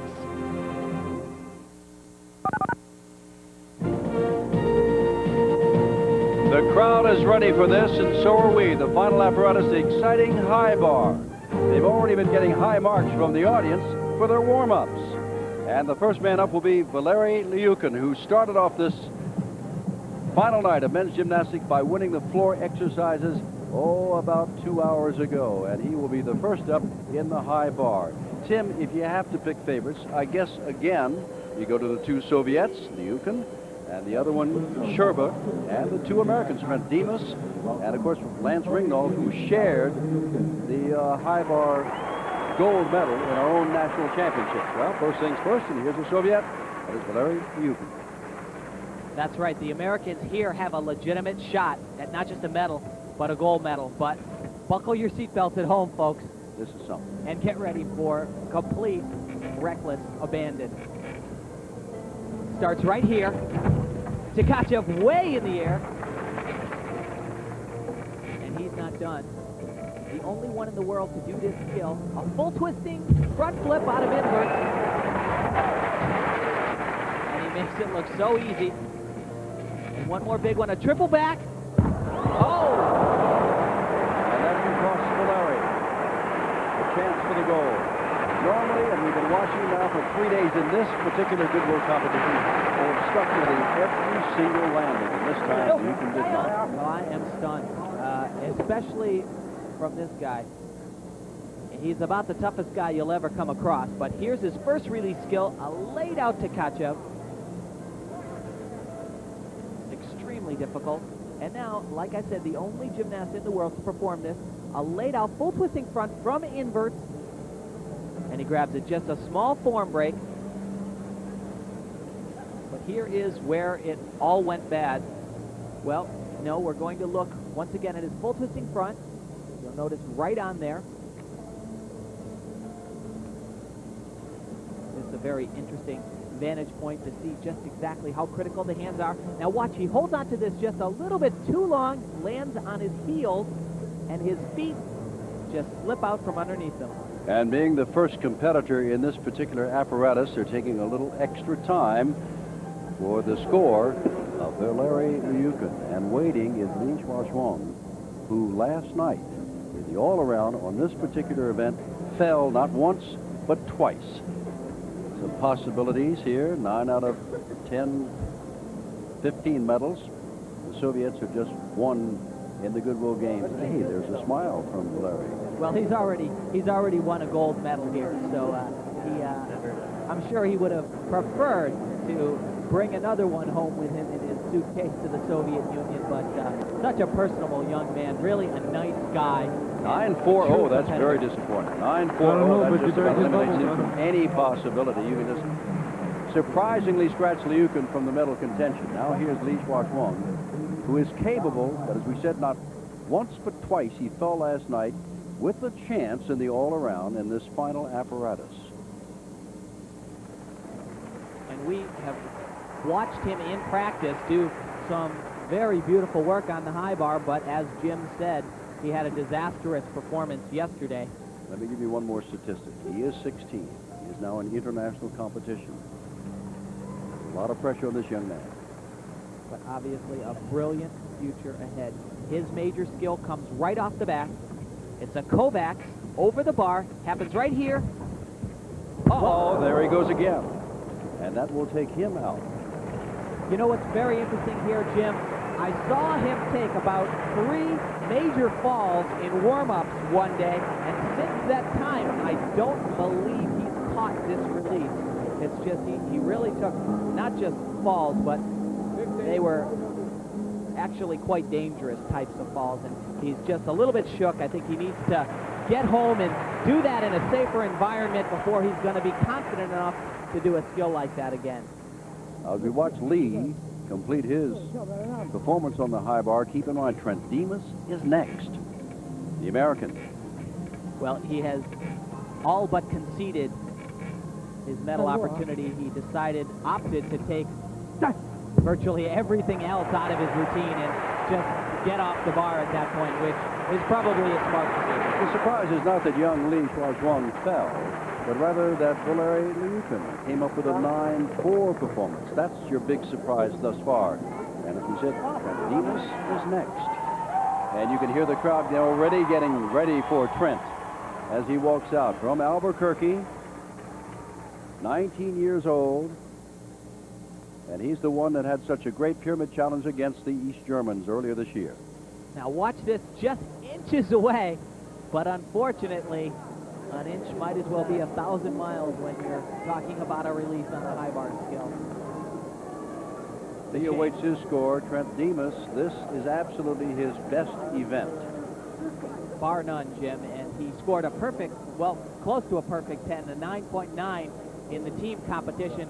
Really helped to rally the U.S. team to its silver medal performance in the team competition. Right there, the man in the tan suit is about as famous as you get in the sport of gymnastics. You've heard us refer to it several times during our broadcast, the Ginger skill on the high bar. That is the world-famous Eberhard Ginger, who originated one of the first release skills on the high bar. Before his generation, it was thought to be impossible to actually let go of the bar and regrasp. Some people may say, since Lee fell and took everything out of the rest of his performance, what are they taking so long for the score for? You would just think that it's not a good score. Well, it does seem academic at this point However, they really do, for the integrity of the sport and just to make sure they don't create any problems, they should come up with his exact score, even though he is not going to win a medal. Venus has an outstanding chance, but we've seen 2 disappointments thus far within the first 2 competitors. And this certainly does not help Trent's cause. I know I've been in this situation many, many times in a finals and hoping to get out there and show a great routine, and it's just they're holding you back, and you want to get out there. There it goes, 8-2, 8-2. So Trent will now be able to go after they come over the 8-2. Now here is the co-champion. The crowd is with him. He's got the smile, looks confident. Let's see how he does. Well, he may have smiled for us, Jim, but I'm sure he's a very nervous person at this point. This is a big moment for Trent, and the biggest of all comes right here. He hasn't caught it today. This is a Kovacs. And there goes Trent Demas, and he too is out of it, the Americans. So in the first 3 competitors on the high bar, we've not seen an outstanding performance. The Yukon 9-4, Lee fell, Demas fell, and that kind of opens it up for Sherba and Kroll, who is very much, although he fell last night, and Lance Ringnaugh. Getting a little bit of advice from his coach, Ed Birch, from Albuquerque, New Mexico, owns a private club there called Gold Cup Gymnastics. Let's see if Lance can put together a good effort for the rest of the way, although it is academic at this point. Very nice to Tkachev, and there's that ginger skill we talked about. And after the man who is head judge on this event. He has a big dismount. This is a triple back somersault. And not a bad landing, a big hop. That was more for pride at that point. You know, Trent had his hands on the bar. We saw the Chinese gymnast a little bit earlier miss the bar totally. Trent actually put both hands on the bar. He just was not in the proper alignment to hold on all the way. Let's see if we can see what went wrong here. Here's his Kovacs over the bar. Good distance. Well, I see exactly what happened there.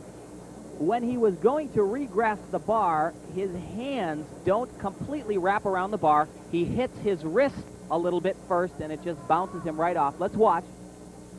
You see that? His hands don't contact the bar first, and when you're falling that quickly from such a height, there is no way you're going to stay on. But this is pretty good. Triple back somersault, holds onto it just a wee bit too long and has to take that small hop back. Ironic that Trent Demas, the man who triggered the high ball excellence for the United States in the team championships on Friday, Ed Birch, that's his reaction when he saw Trent fall. That Trent Demas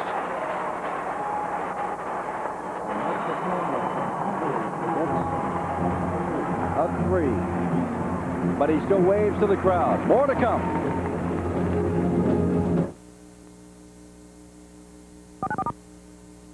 The 1990 Goodwill Games is a presentation of TBS Sports. There is Vitaly Sherba as you look on live. The score he must beat is 9.825, just turned in by Csaba Fajikas of Hungary. So Sherba, Wow, Rubio for the scratch, Silvio Kroll, and Lance Ringnaugh. And here comes Sherba. His last attempt to win another gold at these 1990 Goodwill Games. Certainly a star to be reckoned with, not only in the future, but right now. This skill is so beautiful. This is a tucked Gaylord. And he does it like that every time. That's the thing that's amazing. We've seen all these falls here this evening. Just beautiful work. He's so poised, so composed. Watch his dismount, double twisting, double layout. Oh, and just a small step. That look, I tell you, that's, you know, I had that landing. You see him clench his fists a little bit. He's happy, but he wanted to stick that one. He is looking for his 4th gold medal of these Goodwill Games and his 2nd of the evening. He's already won the vault, remember. Second of it. This kid is something else. Watch this here. This is a Gaylord 1 that does it better by far than anybody in the world. And exactly like that every time. He goes right into a one-arm combination, into a reverse heck. 990, he's our leader.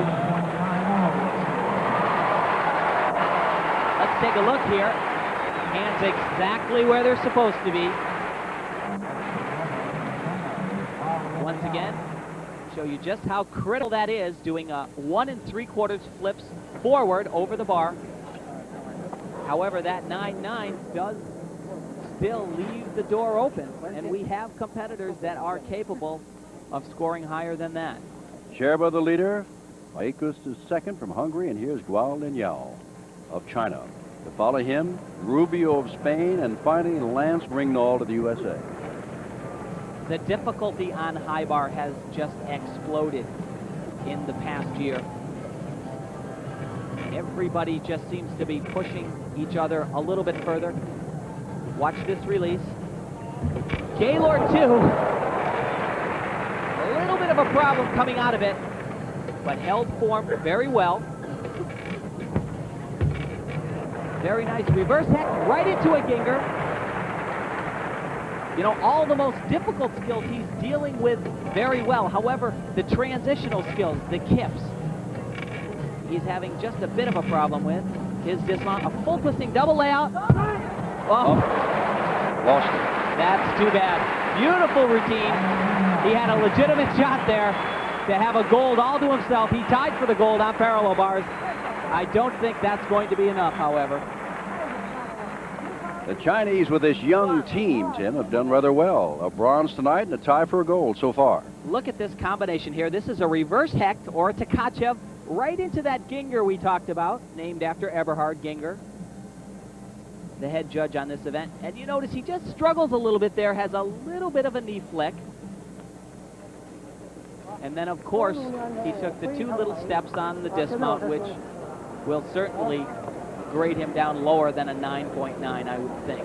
2 competitors remain. Rubio for the scratch Silvio Kroll, who fell in this event last night, and Lance Ringnauld, who, like Demas, a gold medalist, they tied in our national championships in Denver. Demas has already fallen. Well, you know, Lance... Ringnauld, remember last night and in the team championship, he was the last man to go in the event of the Floor X. And the night before that, he was one of the last to go in the high bar. So Lance has been there before. Oh, yeah, he is a veteran, and I'm sure he'll hopefully deal with the pressure quite well. Lance has had such a successful Goodwill Games. But he wants to bring the gold home, I'm sure. 9.775 at the moment. That is good enough for third. The bronze medal. Well, the door is open for Rubio and, more importantly, for Lance Ringnauld.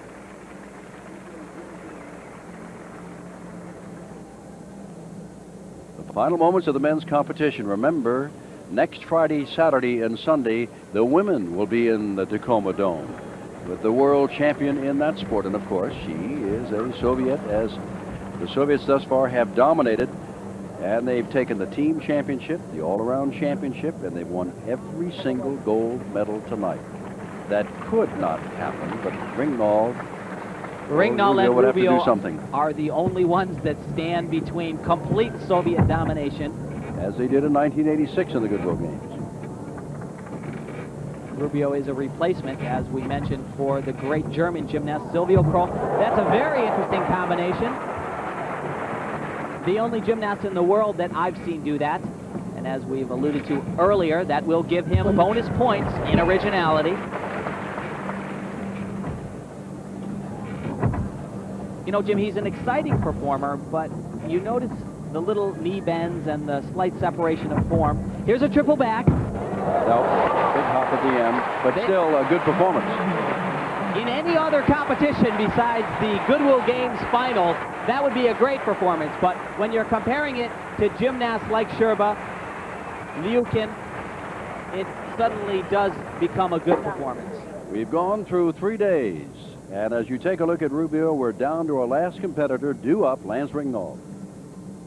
That was that interesting and original skill. He actually jammed his body in, did a full twist on that one arm, right into a front somersault to a re-catch. All right, we'll be back with the score and Lance Ringnahl. Let's quickly go to Larry King. We'll get you back to that and the pole vault momentarily. And coming up, Evelyn Ashford in the women's 100-meter dash, just 20 minutes away. Don't go away.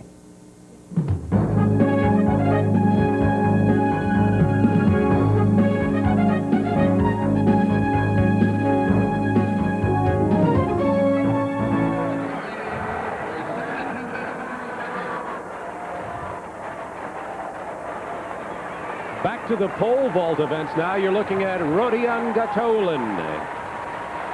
Second attempt at 19:11 1/4. Dwight Stones, this attempt is live, and Gatoulin has gathered the attention of this crowd, to put it mildly. There's no doubt about that, Bob. Second attempt. His first one was not close.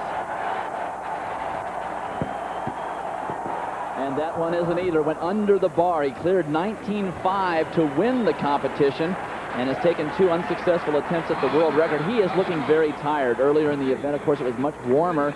There is no wind now, and he certainly could use as much wind as he could possibly muster. So these are going to be very, very difficult attempts at a world record. You can see here the technique was not so bad. He just didn't have the speed to bend the pole, and that's going to be a problem. Again, the wind is not blowing. And you will see here his feet just barely touched the bar, and his hips were nowhere near jumping that high. But this will better Sergei Bubka's world record, which of course would please Sergei Bubka no end. Rodion Gatoulin would love nothing more than to break Bubka's record right here at the Goodwill Games. He has one more attempt.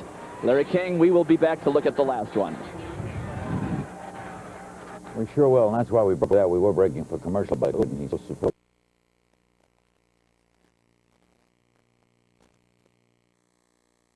Record right here at the Goodwill Games. He has one more attempt.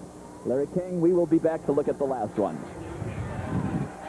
That's why we broke away to that. We were breaking for commercial, but Gatoulin was attempting to break the world's record, and he's so superb at this. We thought we ought to show it to you. We try to cover everything at the Goodwill Games. We're staying on top of things. We'll be right back with tons more. Don't go away.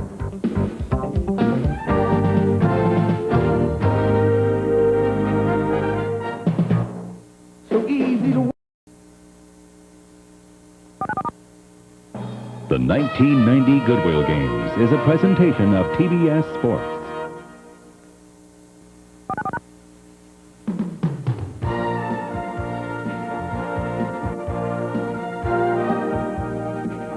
Watching the 1990 Goodwill Games, I'm Larry King with Hannah Storm and Nick Charles. Earlier I said Seattletonians. I think the correct term is Seattleites. And Seattleites love their Space Needle. And we like gymnastics. So we're going back to the Tacoma Dome. And here's Jim Simpson. Larry, let me tell you, that is Lance Ringnahl. We started our show with his performance of last night when he won a bronze. He has turned in a 9.90, and you will see it on the high bar. He is tied for the gold medal and broken the string, although he shares it with the Soviets. But here's Lance Ringnahl, a gold medal for men's gymnastics, Goodwill Games, the high bar, the last competitor. This just moments ago here. Lance's best event. His major release comes right here. This is the Kovacs, and it is perfect. Followed by 2 releases to Kacha, to a Ginger way in the air. Has to stretch for that one, but he's got it.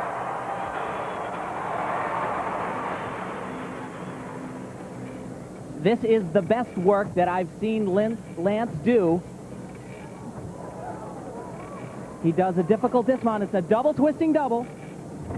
Watch this. There it is. Just a little hop on the landing, and wow.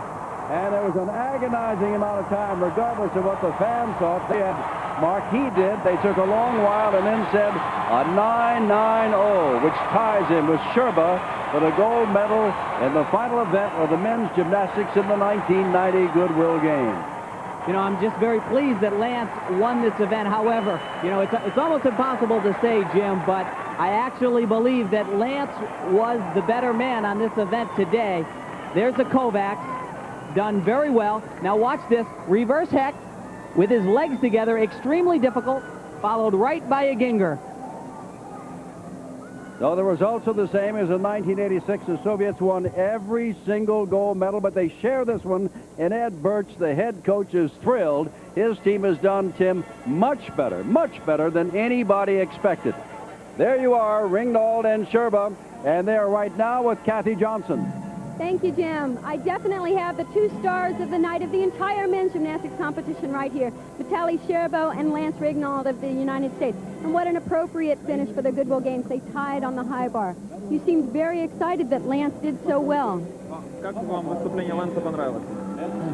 Прекрасный гимнаст. He's a beautiful gymnast. I like that American gymnasts have risen in their class of their performance. They began to jump better on the ball. They are much stronger now. I think with time, they will be very competitive. The Soviets are by far the very best gymnasts in the world. What makes you the best? Кто будет лучшим в этом соревновании? Из американцев. No, the Soviets. Из советских. Я не знаю. It's very difficult to say. Thank you very much. Let's go to Lance over here. Very exciting competition for you as well. Спасибо. Are you aware of what you have done for USA Gymnastics here at this competition? I'd like to think so, to put it on the map, anytime I can publicize it, it's great, but today was very fun. What about the high bar? Were you expecting such perfection from yourself today? Well, again, individual event finals, it's only one event. You blow it, it doesn't kill you all around, so you can go all out here, and that's what we did. Great. Congratulations, Lance. Back to you, Jim. All right, by our count, 1 gold, that is shared by Lance Ringnold, 1 silver in the team competition, and 4 bronze. By far and away the best the United States has done internationally since the Olympic Games in 1984. A great 3 nights at the Tacoma Dome. Back to Larry. Thanks, Jim. Let's go right back out to Husky Stadium. And Bob Neal, what's happening?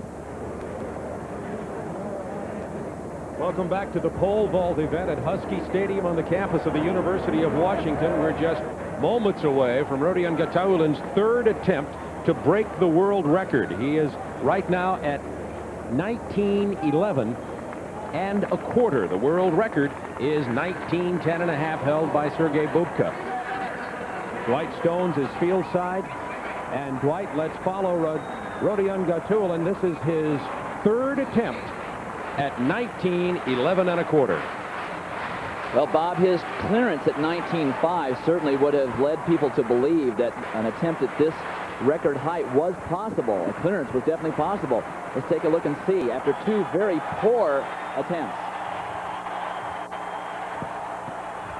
And he goes under on the 3rd one. Again, I think there was fatigue involved, even though he had a reasonably good wind on that particular jump. I think that he is just simply tired.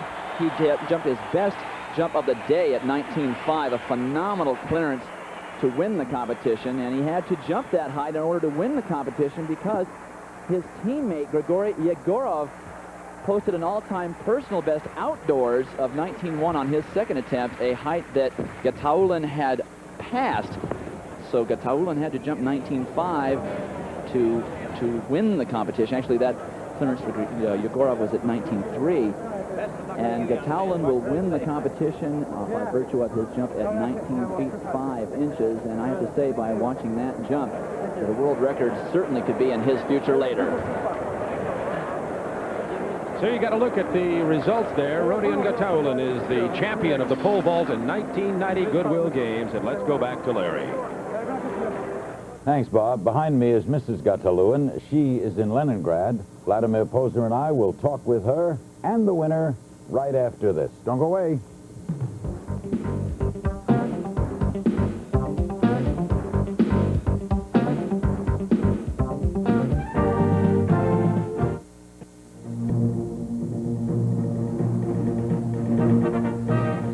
He did not break the world's record, but he's won the pole vault for the Goodwill gold medal. Rodion Gataulin and his wife, Mrs. Gataulin, a great athlete in her own right, is with us from Leningrad. Vladimir Posner is here as well. Her reaction, would you ask her? Вы нас слышите, что вы почувствовали, когда ваш муж пытался бить мировой рекорд, но не совсем побил? Вы знаете, это очень тяжело вообще смотреть лучше, по-моему, самой участвовать на She felt like соревнованиях, she и should самой jump. такое It was so творить. difficult to watch her husband. She would have liked to have been there jumping. Yeah, ask her to explain that. Is it painful? А что на самом деле это тяжело, так сказать, вы чувствуете страшное напряжение в этот момент? Да, очень. Если бы я могла чем-то помочь, а так сидеть дома и... Yeah, to sit here and not to be able to help them is very hard. I wish I could be out there. Why is she not here? А почему вы не здесь, не в Сиэтле? Вы же ведь тоже атлет и очень известный легкоатлет. В чем дело? Ну, я еще не такая сильная, чтобы выступать на таких соревнованиях. Because I'm pretty good, but not that good. Not yet. When was the last time she spoke to her husband? Когда вы последний раз разговаривали с Родионом? Это было в Москве 10 дней назад. 10 days ago in Moscow. Does she think he can go 20 feet? Как вы считаете, он все-таки может побить мировой рекорд? Конечно, конечно. Absolutely. No doubt about it. Soon? Скоро? Да. She said soon. Pretty late? Да. Thank you. Okay, now her husband, Имейте в виду, что the winner сейчас is, ваш муж смотрит на вас. Вот, видите? Okay, now they haven't spoken in 10 days. We're Сейчас он hooking him будет up с вами with you. говорить. Вот, сейчас будет говорить. Okay, congratulations. Поздравляем вас, поздравляем. Спасибо. Thank you. All right, now, when you tell him that his wife, there, he sees his wife. Sure he sees. They haven't spoken in 10 days. Okay, speak, go talk to each other. Поговорите друг с другом, поговорите. Ну как там дела в Я тебя Ленинграде? поздравляю. Ну спасибо. Как там дела в Ленинграде? How things in Leningrad? Все хорошо, обнимаем и целуем. Wonderful. We hug you and kiss you. Спасибо. Я тоже. Я очень соскучился. Уже Because I want to see you. I really do. 10 days, hey, 10 days. Ask him the difficulty in clearing 1911. Родион спрашивает, очень трудно вот все-таки добраться до этой высоты. Трудно тренироваться. И когда тренируешься хорошо, то на соревнованиях обычно получается все нормально. The training was difficult. I had problems with training. If I trained better, I would have made it. Does he like this stadium? А вам нравится стадион, вот где вы сейчас? Хорошая дорожка. В общем, удобно там. Да, все очень хорошо сегодня было. Yeah, it's a great stadium. Great. When will the two of them see each other again? Когда вы увидитесь с женой? Когда это произойдет? Через сколько Я дней? еду в Москву 25 числа. I'll be flying on the 25th to Moscow. What kind of doctor is he going 26-го to буду be? только в Москве, поэтому, значит, увижу, наверное, 27-го. So I'll see her only on the 27th, he says. I'll be in Leningrad. А вы учитесь на врача? Вы собираетесь быть врачом? Да, я собираюсь. Спасибо. Yeah, he's going to be a doctor. Thank you both very much. Спасибо большое. Congratulations. И поздравления. Thank you, Vladimir. You're welcome. Let's go. Let's go upstairs to the booth at Husky. Here's Bob Neal. Bob?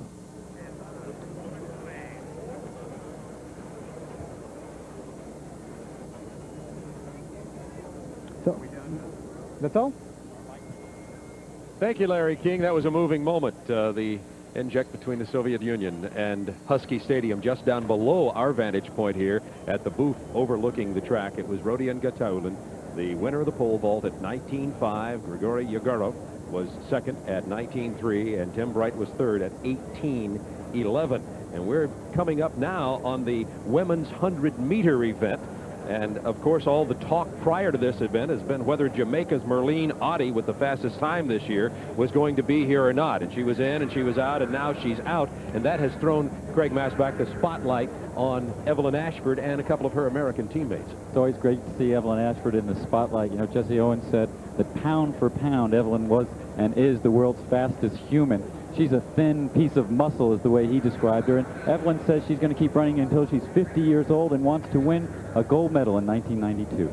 So the women's 100-meter about to come up here. Evelyn Ashford is, as we say, the one we'll be looking at, but there's some other very competitive entrants in it, and let's get the lane assignments. In lane 1, number 6, a 1984 Olympic 100-meter finalist, a member of Canada's 4x100-meter silver medal relay team, Angela Bailey.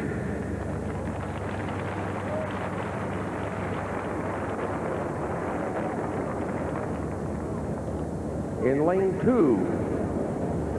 in 1989 and 1990 Soviet national champion, Irina Sergeyeva.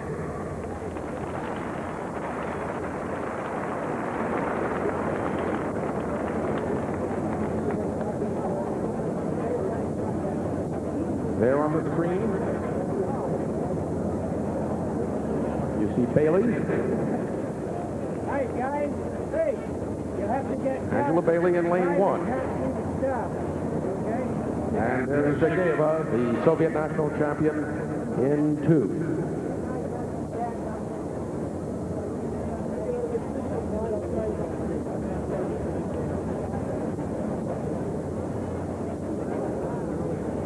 In lane 3, the World University Games 200 meters gold medalist, a member of the Soviet Union's bronze medal relay team at the Seoul Olympics, Galina Malchugina.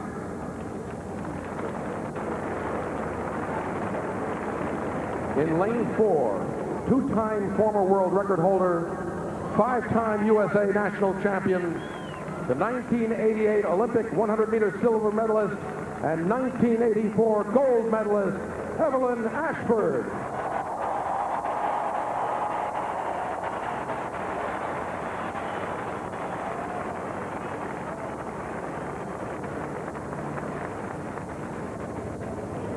In lane 5, the 1989 Olympic Festival champion and World Cup winner,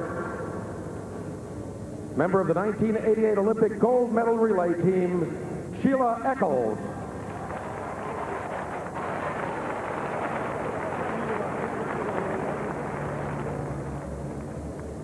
In lane 6, the NCAA indoor 55-meter and 200-meter champion from the University of Texas, runner-up in our national outdoor 100-meter championship, Carlette Guidry.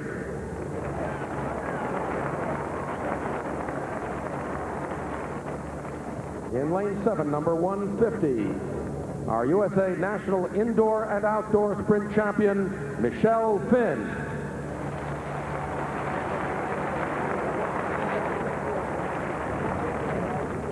And in lane 8, number 19, the Pan American Junior 100 and 200 meter champion, World Junior Championship 100 and 200 meter bronze medalist from Cuba, Liliana Allen.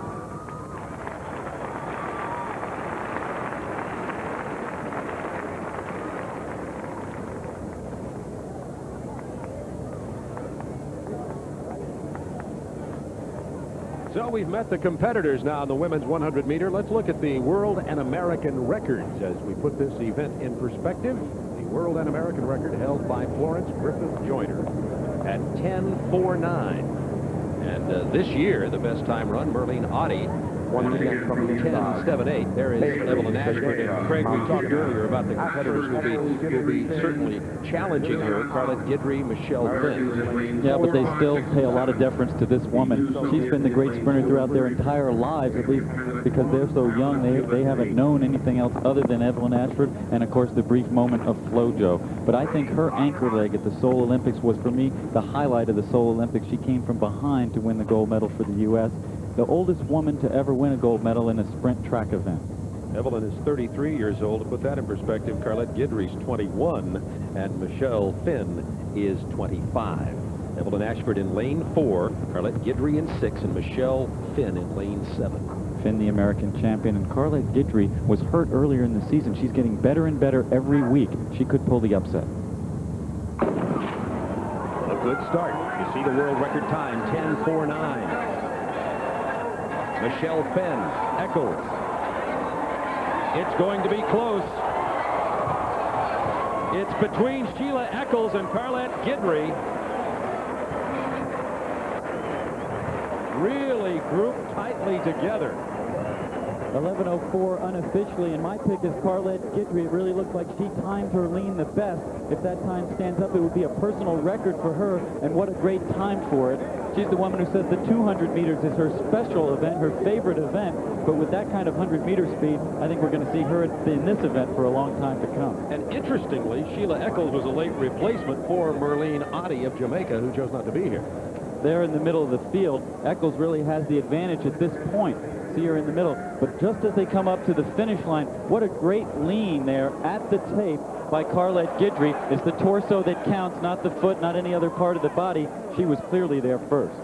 Carlette Guidry, 21 years old. We were talking about the young and the old, and once again, as in athletics over and over again, the young bumps the old out of the spotlight. So Evelyn Ashford does not finish in the top 3. Carlette Guidry is the winner from Austin, Texas, 5'7", 146 pounds. Well, you know, they have a new coach down there, Jane Frederick, the great heptathlete from the United States. She said, Frederick has helped me believe in myself. That's why I'm getting better and better.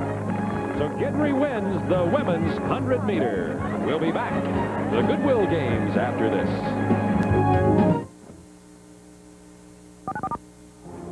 The 1990 Goodwill Games is a presentation of TBS Sports.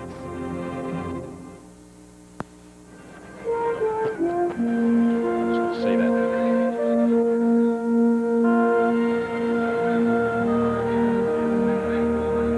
The women's 100 meters, Carlette Guidry, and a near photo finish is first. Sheila Eccles second, and Michelle Finn finished third. An exciting race. The Soviets, by the way, Craig, got out to a very good start. Very quick out of the blocks, but good starts are not what necessarily lead to good finishes in track and field. It's getting into a good running position. And these three women out ahead in the red, white, and blue, what a great relay team they're going to be part of as we come towards that later this week. Evelyn Ashford on the right, and there you see Carlette Guidry with the great lean. Carlette, so effective indoors in her college career at Texas. She was always hurt, always had problems outdoors. Now she's truly gotten things together, as that's part celebration and part lack of control after she leaned for that tape.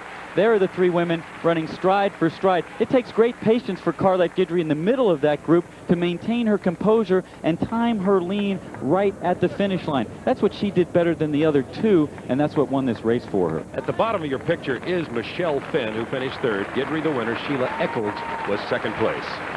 There's the reaction. Tremendous camaraderie among these women sprinters. Evelyn Ashford will be the anchor leg on that relay. These women have said, we want to go for records in the relay. We're going to take very exciting and controversial handoff times, and we have the official time of 11.3, which is a personal best for Carlette Guidry. Well, Dave Sims is ready to talk to Carlette, and Dave, you might pass this information along. The time, 11:03 for Carlette Guidry. All right, Carlette, we're told the time 11:03. Your thoughts on that? I'm pleased. That's another PR for me for this season. Tell us about that last few strides, the lean. It certainly worked for you. Yes, this my coach told me to run on past the line. That's all I did and tried to lean. Middle portion of the race, what were you thinking at that point? Oh, just build. Just keep my speed building. It was three of you coming down together. Did you have any doubts in your mind that you had won? Well, no, not until I saw the tape. How's it? Tell us about the rivalry that you've had with these other two women. I mean, it was an exciting finish, certainly, and you've been going back and forth a lot during the course of the season. Well, there's no rivalry. We're just competitors and love the track and field. Congratulations on the victory.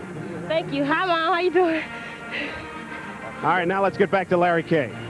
Thanks, Dave. Are you still there with Carlette? Yes, indeed. Hold on, okay. Charlotte. Would you ask her if there's a big difference running outdoors than indoors? Okay, Larry King wants to know, is there a big difference for you running indoors as opposed to outdoors? Yeah, I think it is. I have a better start indoors. I'm able to maintain longer indoors. Why? Is that? I guess because of the strength I have, I'm able to build up my speed quicker. Thanks very much. Congratulations. Thanks, Dave. We've got lots more to come. We'll return with more track and field as our Goodwill Games coverage continues. 2 more weeks. A lot of excitement. Men's basketball's coming. Men's 800-meter run in 7 minutes. Don't go away.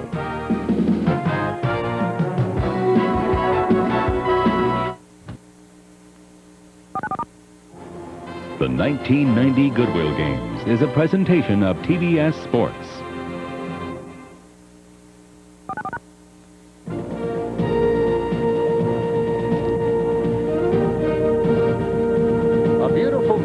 Dusk. That is Lake Washington in the background of Husky Stadium.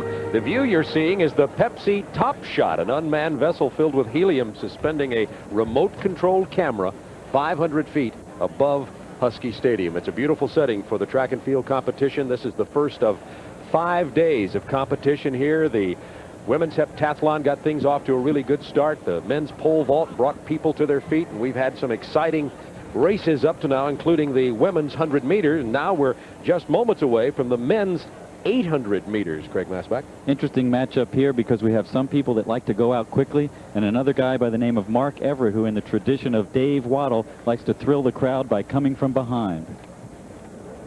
Johnny Gray is a name that forever seems to be involved in the men's 800. Well, Johnny Gray has owned this event in the United States 5 times in a row, the #1 guy in the United States, but he has a rap against him. People say he can't win the big one because in the World Championships and Olympics, he hasn't shown the same form that he shows in other events. He was the 1986 Goodwill Games winner, however. World and American records in the men's 800 meter. 1:41.73. Sebastian Coe set that. Great Britain, and the American record held by Johnny Gray. That's 1:42.6. Might mention that California-based Joaquim Cruz of Brazil injured his foot just Friday prior to this. Stepped in a hole down in San Diego, although out in lane 8 will be Jose Luis Barbosa, his teammate, his training mate. They call him Zeca down in Brazil. Even the runners down in Brazil have nicknames just like in soccer. Just like in soccer, I just coming off the World Cup, coming all the way here to Seattle, the international sporting scene is alive all over the world this summer, that is for sure. So the men's 800 will be coming up here shortly, and if we talk about Johnny Gray and Mark Everett, George Kirsch, how about dark horse in this race, Craig? Well, I guess you'd have to consider as we take a look at Johnny Gray that he would be the favorite. He has to be the favorite. Fastest time of any of these competitors this year. His teammate, though, George Kirsch, who also runs for the Santa Monica Track Club. He's a student at Ole Miss. He's the guy who's been running better and better each week this year, sort of like Carlette Guidry. And a young man from Kenya, William Tanui, by the way, will not be running in this race. He's a young man that we thought might surprise the field. And speaking of the field, let's meet them now as we go to the public address announcer.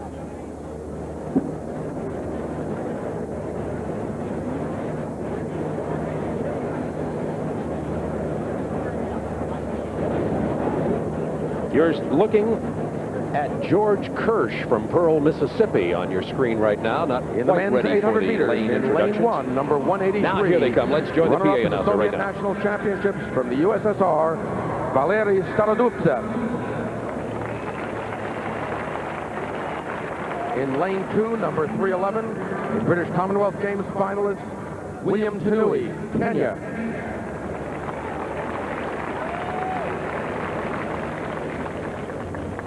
In lane 3, the runner-up in the USA National Championships, who is also the NCAA runner-up from the University of Mississippi, here representing the USA National Team, George Kirsch.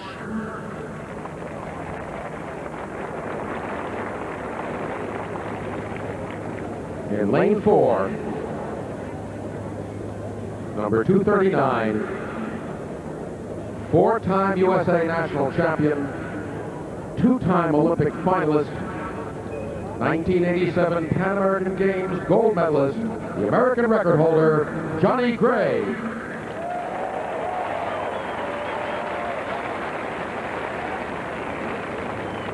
In lane 5, the 1988 and 1990 USA National Champion, American Olympian Mark Everett.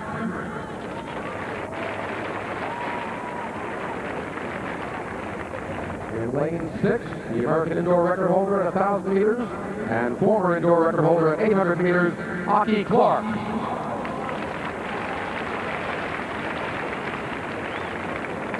In lane 7, number 186, the 1987, 88, 89, and 90 Soviet national champion, Andrei Shudnik.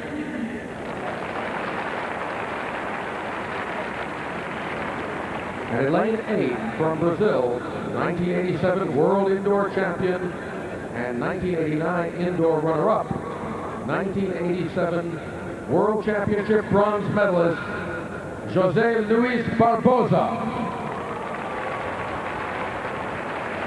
There's the field for the men's 800 meters. And Craig Masbach, we might remind viewers, this is a grueling race for the competitors. Well, you know, what the 800 meters has become is a long sprint race. It used to be that the 400 was the longest sprint race. Now guys like Mark Everett, who have great speed, he's a 45-second 400-meter runner, are making it into a sprint.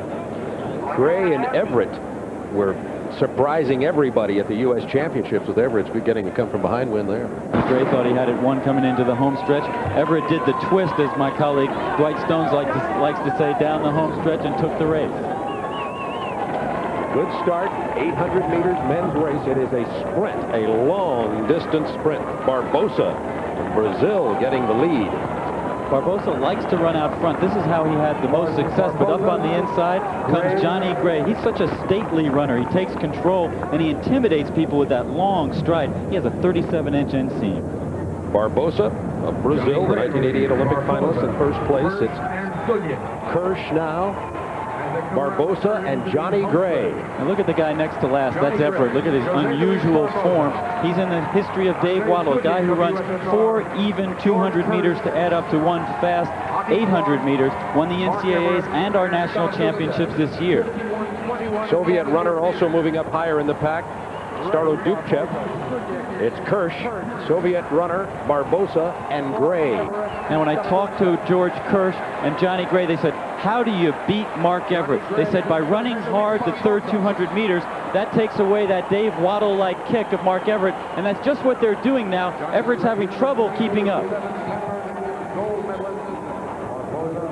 Coming near the home stretch in the men's 800 meter, it's Gray and Barbosa. Gray 1, Barbosa 2. But watch out for Mark Everett on the outside. Here he comes, doing the twist with 100 meters to go. Mark Everett on the outside. Mark Everett, he's got a challenge from his teammate. It's going to be very close. Kirsch or Everett? George Kirsch finished first. Oh my, what a finish to the men's 800. What did I say down the backstretch? George Kirsch says the way to beat Mark Everett is to make him run the third 200 meters. It wasn't Kirsch doing the work, it was Johnny Gray out front battling with Jose Luis Barbosa. They really set it up for Kirsch because they wore out Everett down the backstretch. Kirsch was there to take advantage on the home stretch. There's the unofficial time, 1:45.11. A lot of jockeying. At one time, we had 4 different runners in first place in this 800-meter sprint. And the tough thing about the 800 meters, as you called a sprint, is you're running all out, just like a sprint race. You jostle and you lose your stride, and it's very hard to get back into it. And here's Kirsch. He passed Everett, and look at the pain on Everett's face. That's not a very fun twist he's doing. And this is George Kirsch fulfilling the promise that he showed when he set the national high school record 4 years ago. So it was Kirsch, Everett, Aki Clark, and Jose Luis Barbosa of Brazil was 4th. You know, at the 1988 Olympic trials, as we look at Everett on the left and Kirsch on the right, it was Everett that got 3rd place and knocked Kirsch into 4th place, missing the Olympic team as a college freshman. Here, Kirsch gets a little measure of revenge with his first championship victory in the Goodwill Games. Interestingly enough, too, as we say, the 2 laps, a sprint all the way. You talk about a kick down to the end. What is left for the kick? These guys are so tough because they can have both a miler's strength and a sprinter's speed. Let's go down to Dave Sims, who's with George Kirsch. All right, Bob, and thank you. Your teammate really pushed you coming down the stretch. Did you feel him there? Oh yeah, I felt him on him. I knew he'd be there at the end, so I knew that with 100 meters to go, I had to really work hard and stay relaxed. Coming around that last turn when he caught everybody, take us from there. Oh, well, I knew then that it was gonna be me and Mark, or probably Johnny, if he was feeling good. So I stayed relaxed as much as I could, and I held it off. And I knew I was gonna finish strong because I had a good first half in Europe, and I can't complain. Congratulations on the run. Good run. Let's get back to Bob Neal. Thank you. I know Billy Brewer at Ole Miss with the football team will be talking to George Kirsch. With that speed, that endurance, and that strength. George Kirsch, the winner of the men's 800-meter. Mark Everett 2nd. Aki Clark was 3rd. We'll be back with more Goodwill Games 1990 after this.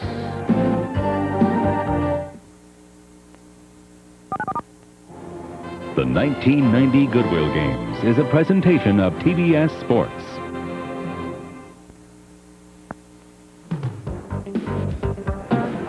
Husky Stadium, the action is fast and furious, and while all the sprint events and the races you've been seeing and the pole vaulting's been going on, the pole vault was won by Rodion Gataulin of the Soviet Union at 19.5. We saw live as we cut in very quickly to his attempt to break the world record.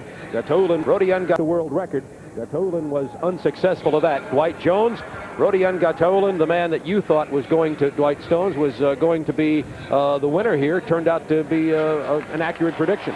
Well, there's no doubt about that, Bob. I think that he put so much into this attempt at 19.5, a height that he had to clear because his teammate, Grigory Yegorov, had set a personal outdoor best of 19.3, a height that Gataulin decided to pass.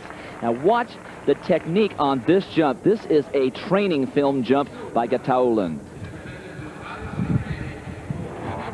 You don't get a chance to really see how much he clears that until we get to the point of view camera, but he had tons of room to spare all the way around. He got his height right over the bar.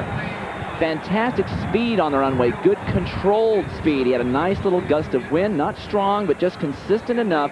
He made all the correct adjustments. This man is a tremendous competitor. He's had to jump against Bubka for the last 5 or 6 years, so having to win a vault at 19.5 obviously does not bother him. He had great height all the way around, as we'll see on the point of view here. And this man has got the build. He has all the equipment. He has the speed. Look at this as he just merely misses with his knees, but his hips were certainly in excess of the current world record. And with that jump, I thought he might have some good jumps at the world record, but I think it was so important to win this competition for him with Bubka not here. His attempts at the world record certainly were not what they could have been. There are the final results. The older vaulters calling the winner the Mad Doctor, as he's a medical student, and they call him, they have a smile on their face when they see it. You can be sure of that. Grigory Yegorov was second at 19.3, and Tim Bright of the United States is third at 18.11. And you see down at the bottom, number 8, Earl Bell, the American champion, eliminated early in that competition. So those are the final standings of the pole vault, Goodwill Games 1990. Now the heptathlon is also taking place. 4 events happen tonight, 3 more events tomorrow. Jackie Joyner-Kersee remains in the lead after 3 events. Jackie Joyner-Kersee completed 45 feet 8.5 inches and 789 points from the shot put. So Dwight, let's update everybody with the heptathlon. Jackie Joyner-Kersee is leading right now, 129 points behind her record pace. Well, Bob, in the shot put, the 3rd event of the first day of the heptathlon, an event where we saw an injury take place. Liliana Nastasi was hit by a fellow competitor in the cheek with a shot. We've seen other officials and athletes severely hurt. I mean, very much hurt. She was lucky to not be very much injured. She will not obviously continue. This is Larissa Nikitina, who's the only woman to score over 7,000 points beside Jackie Joyner-Kersee, and she is a very strong, solid shot putter. She has a personal best in the heptathlon of almost 54 feet in this particular event. Now, Jackie Joyner-Kersee threw 51 feet 10 inches in her world record performance in Seoul. She's thrown over 52 feet as the personal best. Today, she threw only 45 feet 8.5 inches, a full 6+ feet under her world record pace. About 3 weeks ago in Minnesota, we thought when she had a mark like that in that meet, maybe she was under strength. So she's now 129 points behind her world record pace from Seoul as we head into the 200 meters. Okay, Dwight, and here's the heptathlon standings now after the shot put. There are the standings for the shot put, I should say, and here are the overall standings. Jackie Joyner-Kersee with 3,012 points. Still to come today, the 200 meters in the heptathlon. Larry King. Thank you, Bob. And Jackie Joyner-Kersee will be running in that 200-meter dash in the heptathlon. Lots more as well in just 8 minutes. So don't touch that dial or click that clicker. We'll be right back.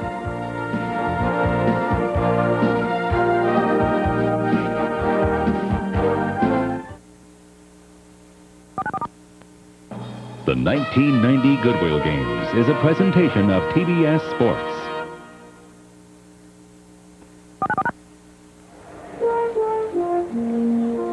The Goodyear Blimp Columbia from Los Angeles, California, hovering above Husky Stadium on the north side of Seattle, Washington. It's been very warm here. The breeze has picked up. The temperature's dropping. It's a very pleasant, beautiful evening for the first evening of track and field competition. The Goodyear Blimp Columbia from Los Angeles, California. And the women's heptathlon, we were just talking about a moment ago how the standings are stacking up here. Jackie Joyner-Kersee, of course, trying to break her own world record. 7,291 points. The shot put results for Jackie Joyner-Kersee were certainly not encouraging, but now comes up the 4th event of the heptathlon this evening. There will be 3 more tomorrow. But first, let's take a look at the standings in the women's heptathlon after the 3 events of the 4 here this evening. Jackie Joyner-Kersee with 3,012. That's 129 points behind her record-setting pace. Nikita of the Soviet Union at 29.01 and Johnson, the U.S. at 27.62. And all the way down at the bottom, you see Liliana Nastasi. She is the competitor who was hit by the shot put. We understand as of now that she is still going to continue to compete and will run in the 200 meters, Greg. Well, that's quite a brave performance by her. The shot weighs enough to put a hurting on anybody, and certainly Of course, these heptathletes are such tough athletes, she just has shaken that off and has decided to continue. Let's talk a little bit about the 200 meter and what we expect here and how strong the competitors are. First of all, Jackie Joyner-Kersee in this event. No one in this field or in the world is in her class when it comes to 200 meter running in the heptathlon. In fact, she could have won with her best time our national championships in that event this year. So Jackie is really a superior athlete in this event. If anybody challenges her, who would it be?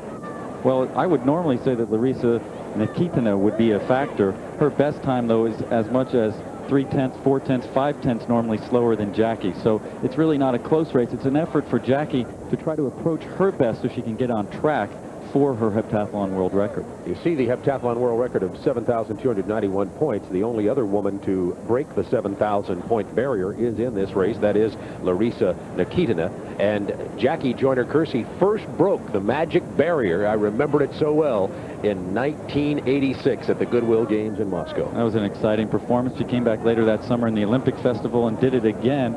And what a great athlete. I think, as Nick Charles says, it's almost a slight to call her the greatest female athlete of all time. I think we're almost ready to say that she's better than Jim Thorpe. She's the greatest athlete of all time. Got a comment from Dwight Stones here. Dwight, what about the picking up of the breeze here, the cooler temperatures, any effect on the 200 meters?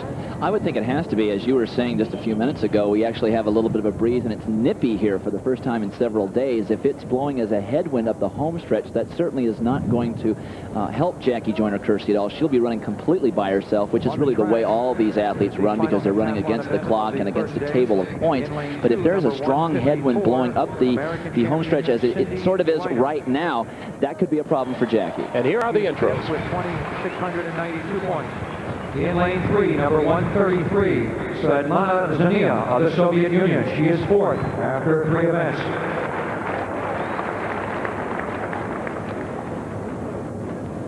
In lane 4, number 164, the national collegiate champion out of Arizona State. She is third, Gia Johnson, USA.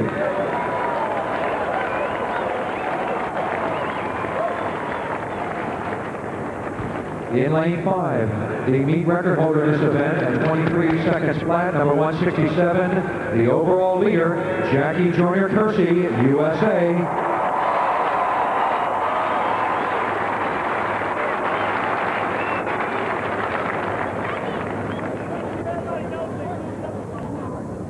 In lane 6, number 72, she is sixth after 3 events, Irina Bailova, Soviet Union.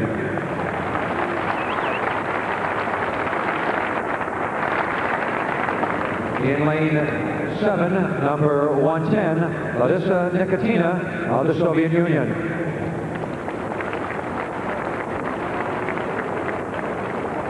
And in lane 8, number 65, she is 7th after 3 events, Liliana Nastasi of Romania.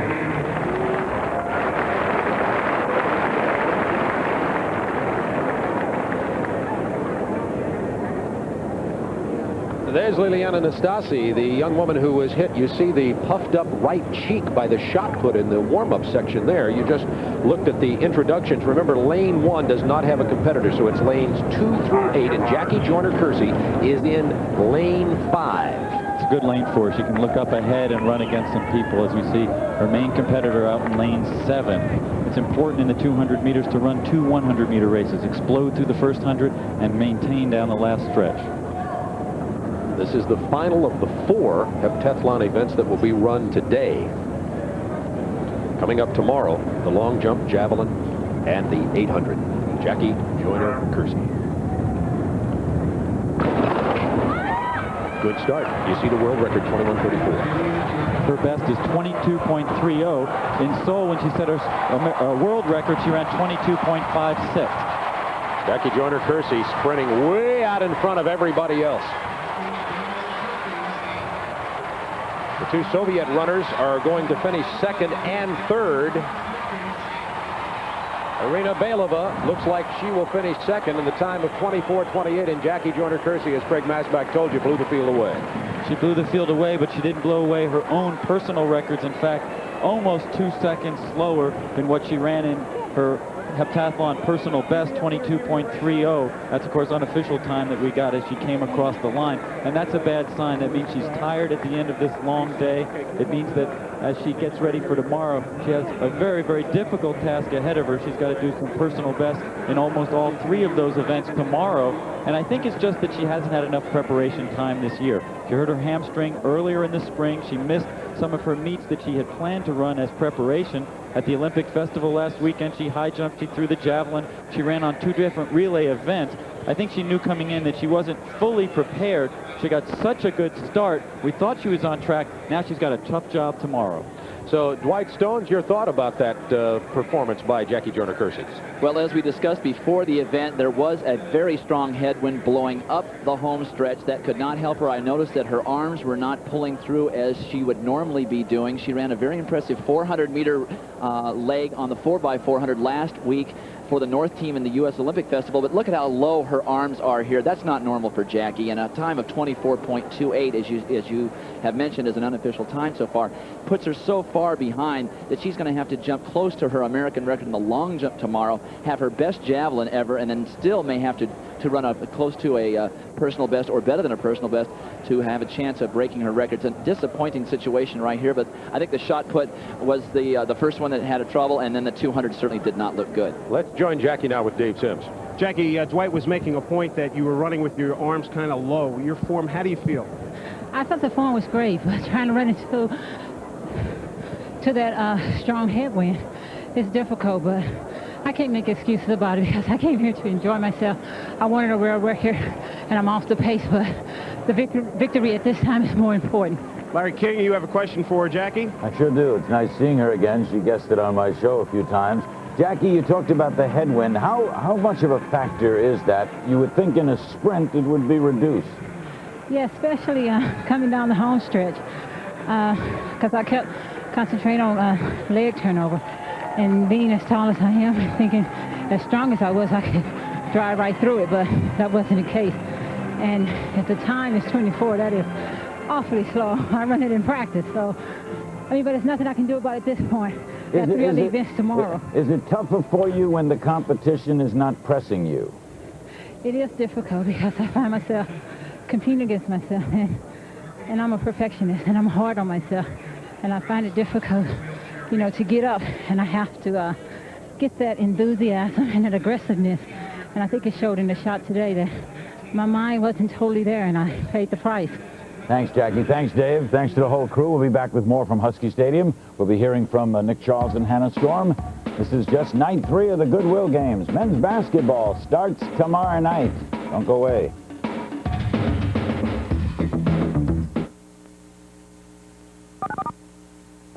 The 1990 Goodwill Games is a presentation of TBS Sports.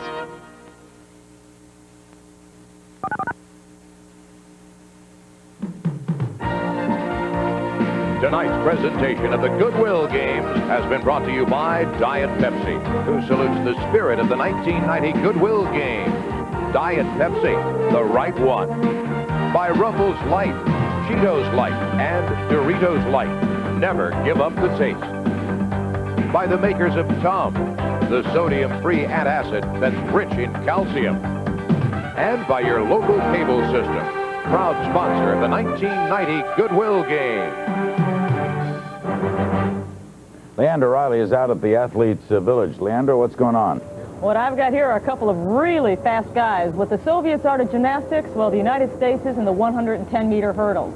I'm with Tony and Tony, and I'll tell you which Tony I'm with an introduction here. Closest to me is Tony Campbell. He's 30 years old. He's from Ontario, California. Took the bronze medal at Seoul, was a businessman, got his degree in marine biology from Southern Cal, and now is studying to be a commercial pilot. What a story that is. But now we're going to move over to the other Tony on our set, and that is Tony Dees. Tony Dees is from Ole Miss. He got a degree in social work. He is currently training in Florida, Tampa, Florida to be specific, and he's with a pretty interesting track club, the Clippers, which is owned and financed by George Steinbrenner. But what these two gentlemen have in common is the pursuit of the world record. Both of these gentlemen have run in the low 13s, this year 13:21 and 13:27 in that range as their personal bests. But they're in pursuit of the record of 12:92. So let's go with Tony Dees first. Tell us a little about your track club and working under George Steinbrenner. Well, our track club started last September, and it's come a long way, I feel, in the past 6 months in its existence. And I look forward to a lot better things happening with the program right now. George Steinbrenner, he's like a friend to me right now, and everything works out well between us and the program. Thus far, I mean, the problems that are there aren't really major problems with the program that like one might expect, but to this point, I'm quite satisfied with the Clippers. You know, George, as I understand, has a pretty interesting concept with financing the club. If you set a world record, he tries to distribute or match prize money so the whole club gets to benefit from some of the rewards. But let me get to you, Tony Campbell. You've got quite an interesting background. The yogurt business, you sold that, now you want to be a pilot. Well, I've always wanted to be a pilot. That was my childhood dream, and probably what brought me into running the hurdles. I always just loved to fly, and this is the closest thing you can get to flying in track and field. You do a pretty good job of that. I know you want to make tomorrow a happy birthday. Realistically, what kind of times are we looking at on tomorrow's conditions? Well, tomorrow's conditions, I think if the wind comes down a little bit and the temperature for me, if it comes down a little bit, I think we can have a really great race. It's going to be fierce competition anyway with Tony Dees, myself, Arthur Blake, the Soviets, Roger Kingdom. Of course, you can't count him out if he's okay. And if all conditions are favorable, who knows? You might have a world record set tomorrow. All right, we'll be watching tomorrow night. 110-meter hurdles. Two of the fastest guys on the team here. Thanks, Leandro. Let's hop, skip, and jump back to Husky Stadium for some closing comments from Bob Neal. Bob? The anthem, Craig. Craig, do you want us to take the anthem? That's me. Husky Stadium, the University of Washington campus. You hear the national anthem being played in the background as the gold medal has been awarded to the women's 100-meter winner, Carlette Guidry. And the 3 American women are standing proudly atop the platforms here, getting the gold, the silver, and the bronze in the women's 100 meters. So, Craig Masbach, it has been a spectacular evening of track and field. The men's 800 meter had an incredible finish, as did this 100 meter, the medals being awarded right now. I think Carlette Guidry is finally fulfilling the promise that all the people of Texas thought about her. Of course, George Kirsch, same way, national high school record from Pearl, Mississippi. They said he couldn't get it done in college, that American middle distance runners weren't going to be the best anymore. He's one for the future as well. Dwight Stones, your feelings about tonight's competition?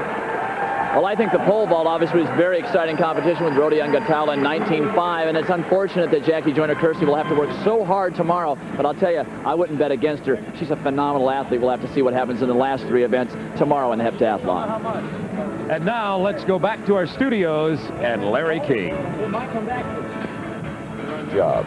Hannah Storm's been doing a great job from the get-go. What's up, Hannah?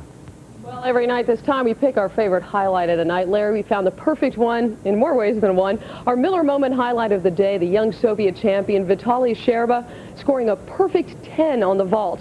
Just part of the Soviet onslaught in the individual apparatus finals, Sherba finished the night with 2 golds and a silver. He has 4 golds and a silver now on the weekend and a perfect 10 on this vault.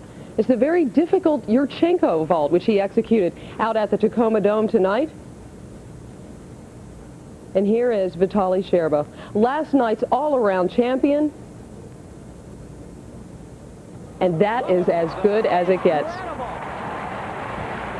You can hear the crowd there in the background, Larry. That's the largely American crowd, one of several standing ovations they had tonight for the Soviet gymnasts. Reminds me of my boyhood. I used to do that a lot as a kid. That and polo.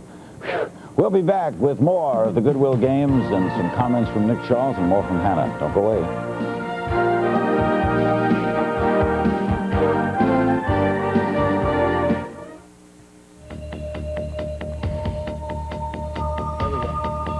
Instant headlines, courtesy of Nick Charles. Nick, what's up? A lot of action, a lot of suspense tonight. That was the drama, Larry. Not a lot of surprises, but of course a record could fall at any time. The big question we got going in was who could stop the big red pole vaulting machine? Nobody. They didn't sweep in tonight's men's pole vault, but they did take the gold and silver. Former decathlete American Tim Bright got the bronze, but the hero tonight, Rodion Gataullin. And gymnastics, the Soviets dominate again. Determined and confident to uphold a fabulous winning tradition, they captured gold on every apparatus with brilliant performances. But the Americans, with a gold, silver, and 4 bronze, put together their finest showing since the '84 Olympics in Los Angeles. 21-year-old Carlette Guidry from Austin, Texas, was a hero tonight, but Jackie Joyner-Kersee, who has owned the heptathlon for years, broke 5 world records is still in the lead here, but 3 more big events, so she's got to sleep thinking about an exhausting day tomorrow. So plenty of drama in store tomorrow, Larry, as you said. Plus, we'll finally get a look at men's basketball, what the U.S. has. Thank you, Nick. We've got great reporters, Nick Charles and Hannah Storm, and lots of people, of course, covering venues, and lots still to come. We've got 2 more weeks of action. By the way, starting time tomorrow night is 8 p.m. Eastern Time. Hannah. And for those of you keeping count, our nightly medal count, let's take a look at what's happening. We expected the Soviets to go on and pull a little bit closer to the USA after tonight's men's apparatus finals, and that is exactly what happened. Although the Americans still do have the lead in the medal count, as you can see, 50 medals total overall for the USA, 13 of their 17 golds coming in swimming. As for the Soviet Union, 6 of those golds coming tonight in men's gymnastics in the apparatus final. The Soviets with boxing and wrestling coming up.